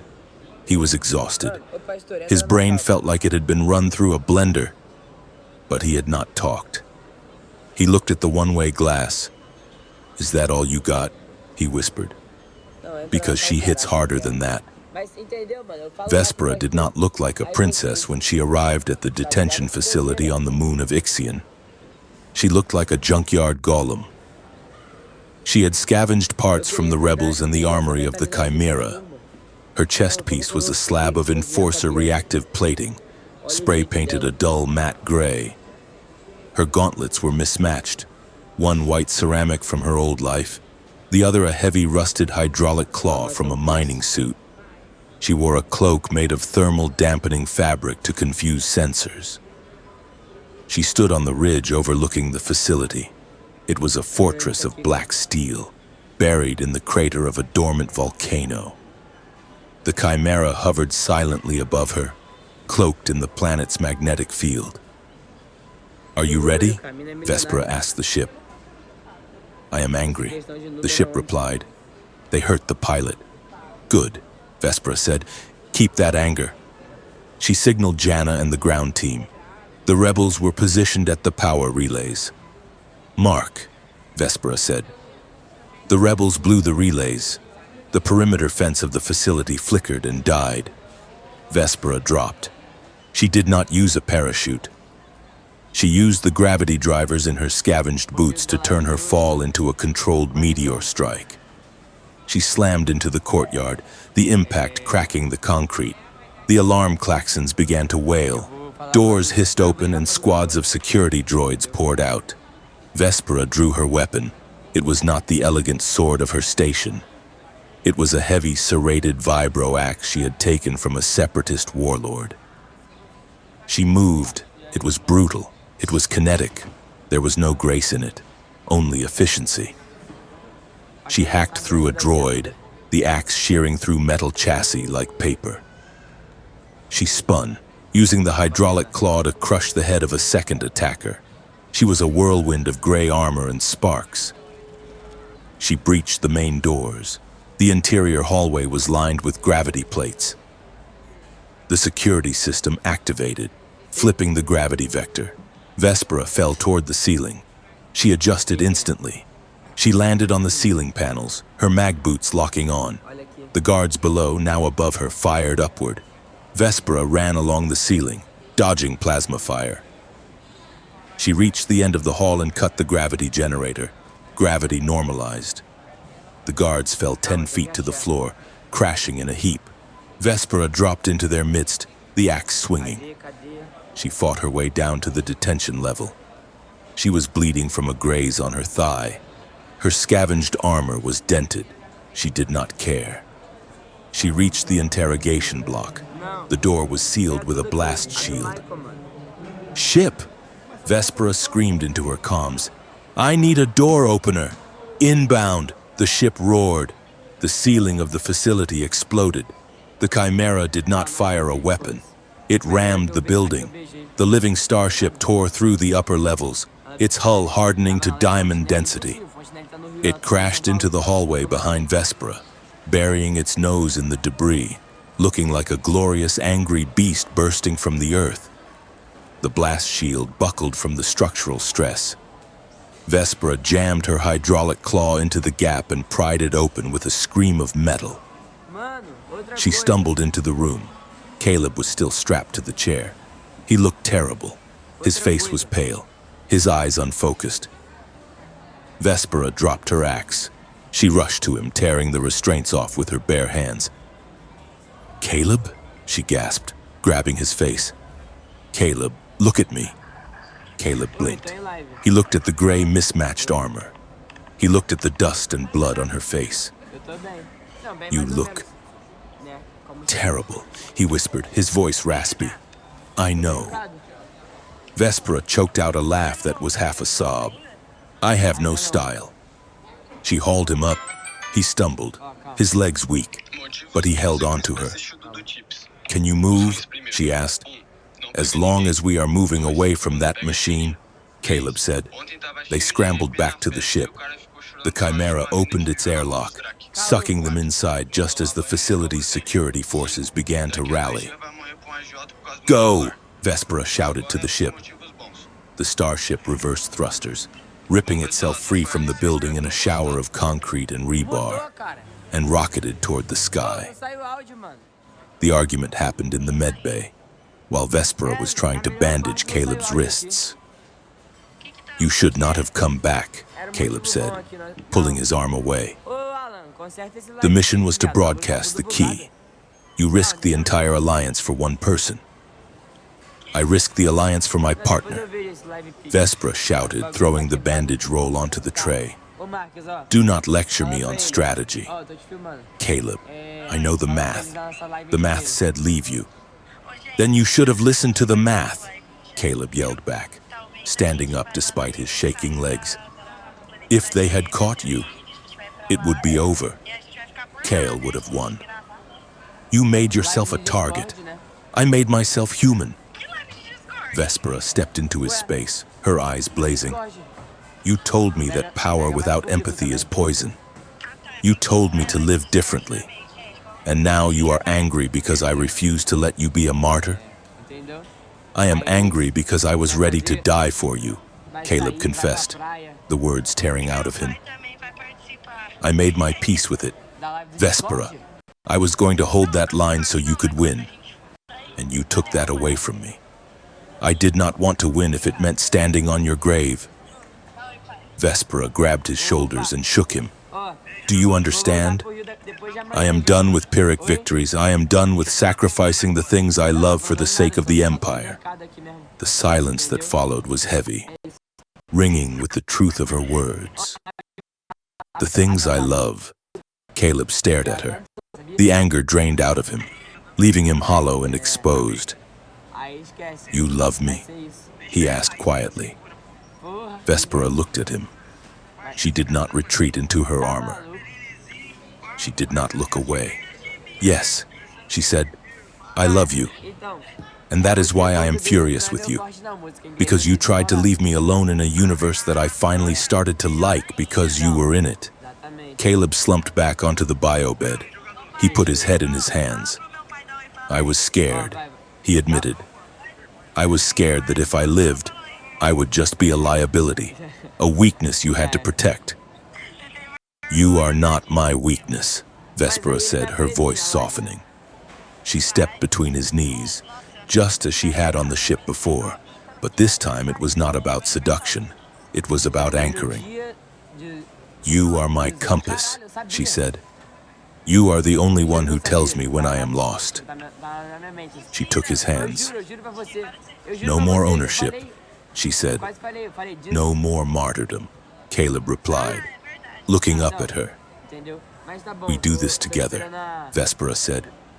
Or we do not do it at all. Agreed, Caleb said. He leaned his forehead against her stomach, resting against the cold plating of her scavenged armor. So, he said, his voice muffled. What is the plan? Because I assume we are not just going to write Kale a strongly worded letter. Vespera pulled away, her expression hardening into resolve. We have the master key, she said. We have the ship, and we have an army of angry rebels. We are going to the Unity Accords. They stood on the bridge, looking at the holographic projection of the master key. It was a complex algorithmic code, swirling with golden data. We have a choice, Caleb said, analyzing the structure. The key gives us administrative access to the vault. We can use it to expose the truth, project the real memories of the massacre, the secret treaties, the payments to the syndicate. Or, Vespera asked, or we can use it to overwrite them, Caleb said. The vault has a global pacification protocol. We could insert a new narrative. We could make the coup leaders confess. We could make the army lay down their weapons instantly. We could force peace. It was the temptation the vault had offered them in the antechamber. But this time, it was in their hands. They could end the war without shedding a drop of blood. They could brainwash the enemy into goodness. Vespera looked at the golden light. It was beautiful, it was clean, and it was wrong. If we force them to be peaceful, Vespera said, then it is not peace. It is just another cage. We cannot use the enemy's weapons to build our world. Caleb nodded, relief washing over him. I was hoping you would say that. So we expose them, Vespera said. We rip the curtain down and let everyone see the ugly, messy truth. But Kale has the transmission locked. Caleb pointed out, the key can unlock the vault, but we need to get the signal out. And the vault is buried on the moon. We need a two-pronged attack, Vespera said, pulling up the tactical map of the summit. The Unity Accords were taking place in the great amphitheater on the planet's surface. Kale would be there, surrounded by the fleet and the memory-casting array. I will lead the ground assault, Vespera said. I will take the rebels and the Chimera and strike the amphitheater. We will draw their fire. We will stop the massacre physically. And me? Caleb asked. You are going to interface with the vault remotely, Vespera said. We need to hijack the Syndicate's own network.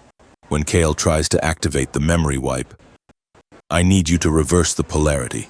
Instead of overwriting memories, I need you to flood the network with the truth. It is dangerous, Caleb said, interfacing with a planetary network. The feedback could fry my brain. That is why you will be on the ship, Vespera said. The Chimera will act as a buffer, but you have to be the one to guide the data. You are the carrier. The data seed knows your biometrics. Caleb looked at the map. It was a suicide mission in all but name. They were flying into the teeth of the Imperial fleet to start a riot and upload a virus. It is a good plan, Caleb said. Terrifying, but good. Vespera turned to him. This is it, Caleb. If we pull this off, everything changes. The Empire falls, the chaos begins. Better chaos than a silent prison, Caleb said. Vespera touched his cheek. Love is not sacrifice, she whispered, repeating the lesson she had learned in the dark. It is shared responsibility, and courage is choosing the truth. Caleb finished. Even when it breaks your heart. They broke atmosphere over the capital planet just as the sun began to set. The sky was filled with Imperial drones, thousands of them, hovering in precise geometric formations. They formed a net of surveillance over the great amphitheater. Below, millions of citizens had gathered. They were cheering. They waved flags with Vespera's face on them, the false face, the double's face. They did not know that the drones above them were not there to film them. They were there to target them. They did not know that in 1 hour, the order would be given to fire, creating a tragedy that would justify the total erasure of their civil rights. The Chimera ran silent, flanked by the ragtag fleet of the Free Drift and the Separatists. They were invisible to the sensors, masked by the Master Key's codes. Vespera stood in the airlock, her scavenged armor painted with the symbol of the Resistance, a shattered mirror. She held her vibroaxe. Caleb sat in the pilot's chair, the neural interface connecting him to the ship and the vault. "Are you with me?" Vespera asked over the comms. "Always," Caleb replied. Vespera hit the release. The ramp dropped. The wind roared. "Let us show them what is real," she said. She leaped into the sky, falling toward the lie that waited below. The grand amphitheater of the capital city was a bowl of light, holding 500,000 screaming citizens. From the air, it looked like a chalice of pure gold, overflowing with the engineered joy of the Unity Accords. Holographic banners the size of starships draped the skyline, projecting the image of the princess, the false princess, smiling with a benevolence that had been focus grouped to perfection. Down on the dais, the air was sweet with pumped-in pheromones designed to induce docility. The double stood next to High Chancellor Kale, waving to the crowd. She was flawless. Her white armor gleamed under the stadium lights, a mirror of the Empire's vanity. But beneath the cheers, the silence of the grave was being prepared. 5 miles above, the Chimera hung in the upper atmosphere, cloaked in the radar shadow of a passing weather satellite. "We are green," Caleb said from the pilot's cradle. His voice was tight, vibrating with the tension of the neural link. "I am inside the broadcast backbone. Kale has the kill switches wired to the stadium's suppression field. If the crowd riots, he can liquefy the internal organs of everyone in the lower tiers with a single command. Then we do not give him time to give the command," Vespera said. She stood at the open ramp, the wind whipping her scavenged cloak. She looked down at the golden bowl. It looked like a trap. It looked like the end of the world. "Signal the ground teams," she ordered. "Disrupt the power to the field generators." "I am going in." "Be careful," Caleb said. He did not look back at her. He could not. The data seed was already spreading its blue web across his neck, anchoring him to the ship's core. "You be careful," Vespera replied. "Do not lose yourself in there. Caleb, I have a good anchor," he said. Vespera stepped off the ramp. She fell for 10,000 feet. As she broke the cloud layer, she engaged the gravity drivers in her boots. She became a streak of gray fire, a meteor of scrap metal and rage descending on the golden lie. The rebels struck first. Explosions bloomed along the perimeter of the amphitheater, shattering the suppression field generators. The invisible cage around the crowd flickered and died. Panic rippled through the stands. The cheering faltered. Vespera slammed into the center of the dais, the impact cratering the marble. Dust billowed outward. The crowd gasped. The cameras swiveled. Vespera stood up. She was not the pristine idol on the screens. She was a nightmare of welded steel and dull gray plate. Her hydraulic claw dripped with hydraulic fluid. Her vibroaxe hummed with a low, hungry sound. She looked at the double. The double stopped waving. She looked at Vespera with eyes that were terrifyingly empty. High Chancellor Kale stepped back, Liberdade his pra face qualquer um dos twisting in campos, shock. beleza? Seize her! Kale Manda no aqui, screamed vou into the ver. microphone, Mas his manda no voice aqui que booming pediu across the localização, não em stadium. tempo real. It is the imposter! The Manda terrorist. tipo, The localização. Seraph Guard surged forward, their mirrored armor reflecting the confusion of the crowd. O que vocês acham? Vespera did not speak. She moved. She met the first Seraph with the axe, shearing through his staff and his breastplate in a single, brutal arc. She used the momentum to spin, catching the second guard with her claw, throwing him into the camera array. It was not a duel. It was a demolition. Vespera fought with the desperation of a woman who had seen the slaughterhouse behind the curtain. Then, the double moved. She drew a sword of pure white plasma. She moved with the same academy-trained grace Vespera had once possessed. She was faster, lighter, unburdened by the weight of a conscience. They clashed in the center of the stage. White plasma met the dirty, sparking edge of the vibro axe. The sound was deafening. "You are ruining the moment," the double said. Her voice was Vespera's, but stripped of all warmth. It was the voice of a simulation. Foi abandonado. "You are a lie," Vespera grunted, shoving the double back. "People do not want truth," the double taunted, dancing around Vespera's heavy swing. "They want a story. They want to be safe. They want to be told that they are good and the Empire is strong. Why do you hate them so much that you would take that away?" Tá dando 30 minutos. "I do not hate them," Vespera said. She caught the double's wrist with her hydraulic claw, the metal shrieking as she squeezed. "I respect them enough to tell them they are bleeding." She headbutted the double. The impact cracked the pristine white helmet. The double stumbled back, the perfect image faltering. Vespera raised her axe, high above, in the heart of the ship. Caleb screamed. The interface had shifted. He was no longer just hacking a broadcast tower. He had hit the wall of the Namazan Syndicate's defense grid. Memory pulse initiated. The system warned, "Total override in T-minus 60 seconds. They triggered it early." Achei que eu tinha sido Caleb abandonado. shouted over the comms, his voice distorted by pain. "Vespera, they are firing the pulse." Down in the stadium, the air turned viscous. It began as a hum, a vibration in the teeth.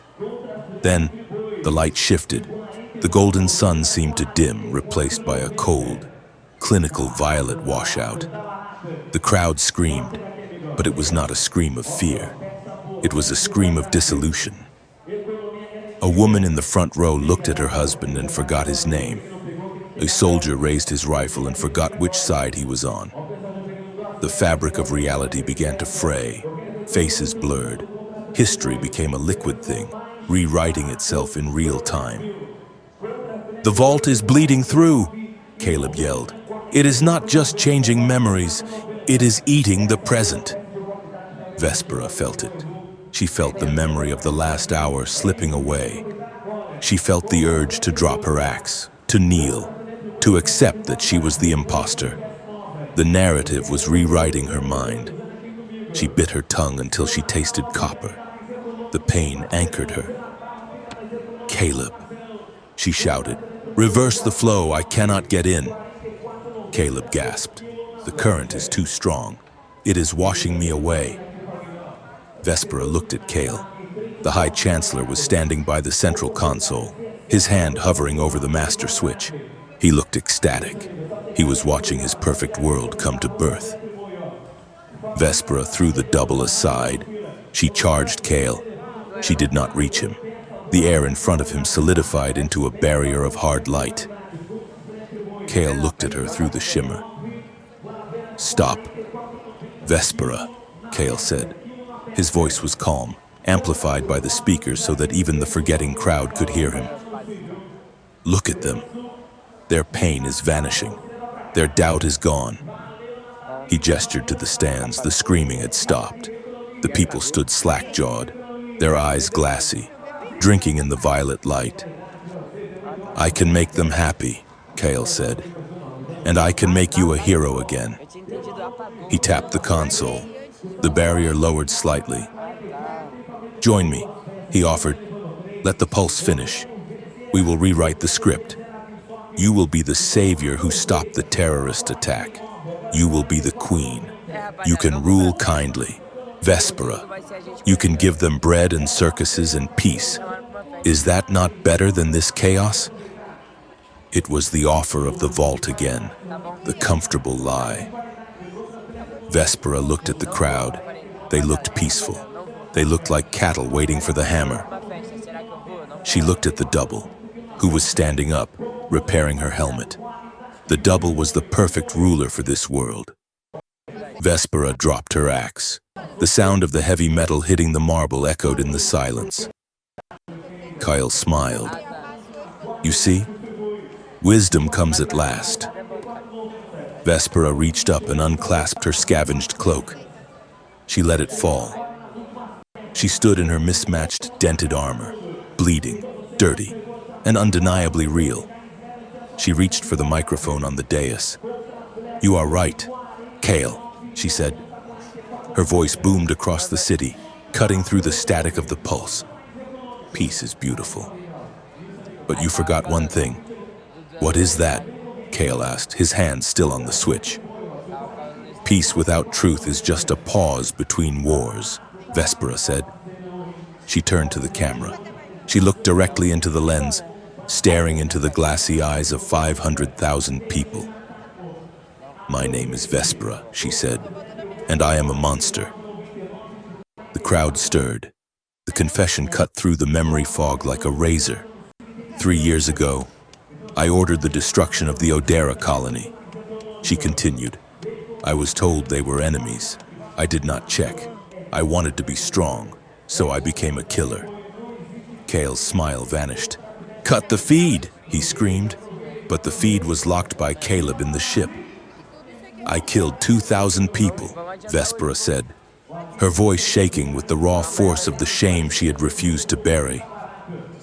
"And this man, High Chancellor Kale, helped me hide the bodies. He is not trying to save you from pain. He is trying to save himself from justice." The pulse wavered. The truth was a dissonant frequency. The human mind, even when drugged by technology, recognized the texture of a real confession. It was ugly. It was jagged. It did not fit the smooth narrative of the lie. A ripple of confusion went through the stadium. Exatamente, Caio. The soldier lowered his rifle, a headache blooming behind his eyes as the memory of Odera fought the rewrite. "Stop her!" Kale shrieked at the double. "Kill her!" The double lunged, her plasma sword humming. Vespera did not dodge. She caught the blade on her hydraulic claw. The metal glowed red hot, melting. But she held it. "Now! Caleb!" she screamed. "Now!" In the ship, Caleb was dying. The neural feedback was burning his synapses. He was forgetting who he was. He floated in a white void. He saw a door. If he walked through it, the pain would stop. He would be a courier again. He would never have met the princess. He would be safe. Caleb. The voice was not the machine. It was her. "I chose you. I am still choosing. The pact. The simple, undeniable truth of the cramped safe room." Caleb turned away from the door. He grabbed the data stream with his mind. It felt like grabbing a live wire. He screamed, channeling the pain into power. He did not just stop the pulse. He inverted it. He took the files from the master key, the footage of Odera, the financial records of the syndicate, the secret recordings of Kale laughing about the human infection, and he shoved them into the broadcast stream. "Use me to burn them down," he whispered. The violet light in the stadium shattered. The screens above the amphitheater flickered. The face of the false princess vanished. In its place, raw footage played. The crowd saw the orbital beams striking the refugee camp. They saw the bodies. They saw Kale signing the contract with the Nemazini syndicate. They saw the receipts for the war. The effect was instantaneous. The artificial calm shattered. The horror returned, but it was a clarifying horror. The soldier remembered his orders. The mother remembered her fear. The fog lifted, leaving only the sharp, blinding glare of reality. Tu tá onde? The crowd roared. It was not a cheer. It was a sound of betrayal so deep it shook the foundations of the stadium. E... On the vocês não vão fazer dais, nada hoje, não? the double faltered. She looked at the screens. She saw the code streaming down, Fazer nada hoje, não? deconstructing her own existence. O quê? I am. A story? She whispered. You are a draft, Vespera said gently. And we are rewriting the ending. Mano, não tenho nada pra fazer hoje. She punched the double with the hydraulic claw, shattering the chest plate. The double collapsed, her form flickering as the hard light projectors failed. Hã? Cale stood alone by the console. He looked at the crowd. They were climbing the barriers. They were coming for him. Mas eu vou amanhã, tipo, de No, noite. he whimpered. This is wrong. You need me. You need the order. Sozinho. He fazer pulled a live. pistol from his robes. He did not aim at Vespera. He aimed at the crowd. If I cannot rule them, I will break them. He aimed at the fuel cells beneath the lower tiers. Vespera was too far away. Her axe was on the ground. Cale fired.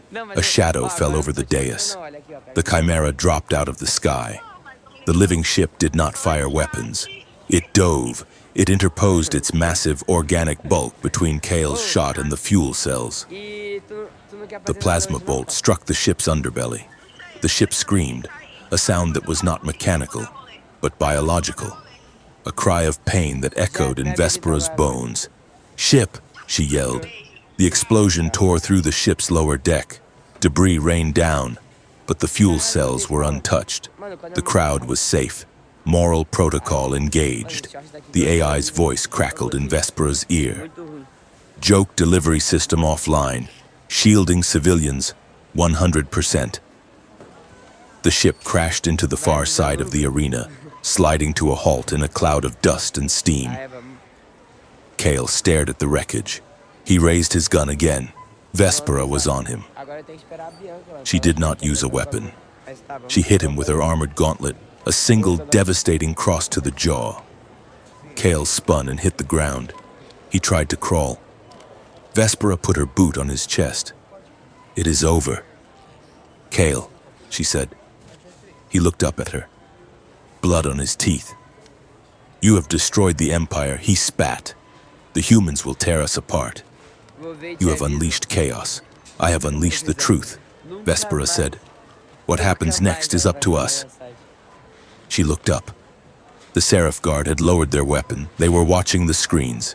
Não, não. They were seeing their own memories returning, memories of being stolen, of being modified, of being used. The crowd surged onto the field. They surrounded the dais. Olha isso, tropa. They looked at Vespera. They looked at Cale. R$70 de Vespera stepped back. She lifted her boot from Cale's chest. Já comeu isso?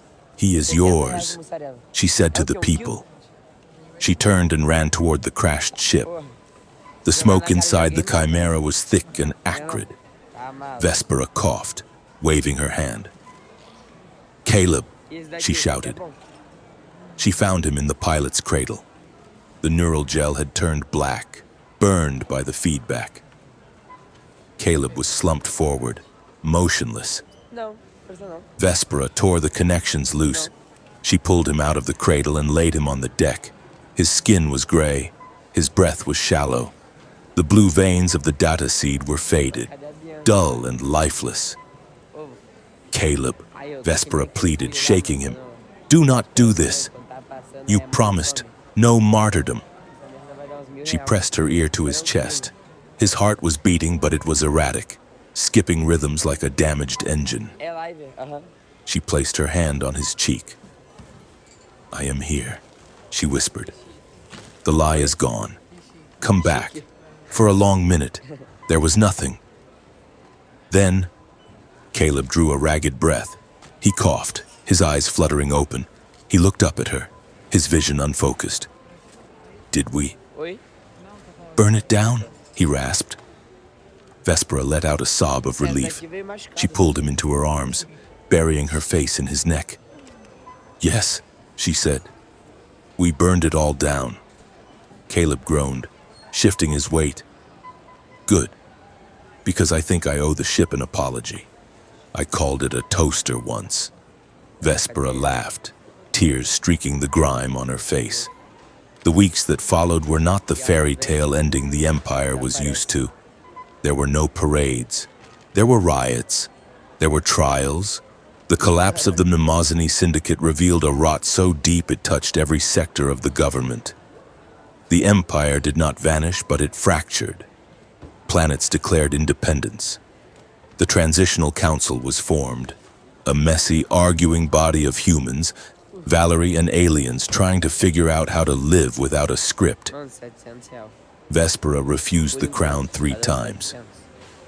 She stood before the council, still wearing her simple fatigues, and told them that a crown was just a hat that gave you a headache. She would serve as a witness, as a commander, but not as a queen. 6 months later, the spaceport on the border of the Free Drift was quiet. The repairs on the Chimera were complete. The ship looked different now, scarred, patched with mismatched plating, looking less like a shark and more like a survivor. Vespera stood by the airlock. She was not wearing armor.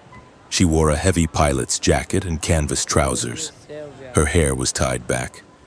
She looked like a woman who worked for a living. Caleb walked up the ramp, carrying a crate of supplies. He had a white streak in his hair now, a mark from the neural burn. "Supplies are loaded," he said.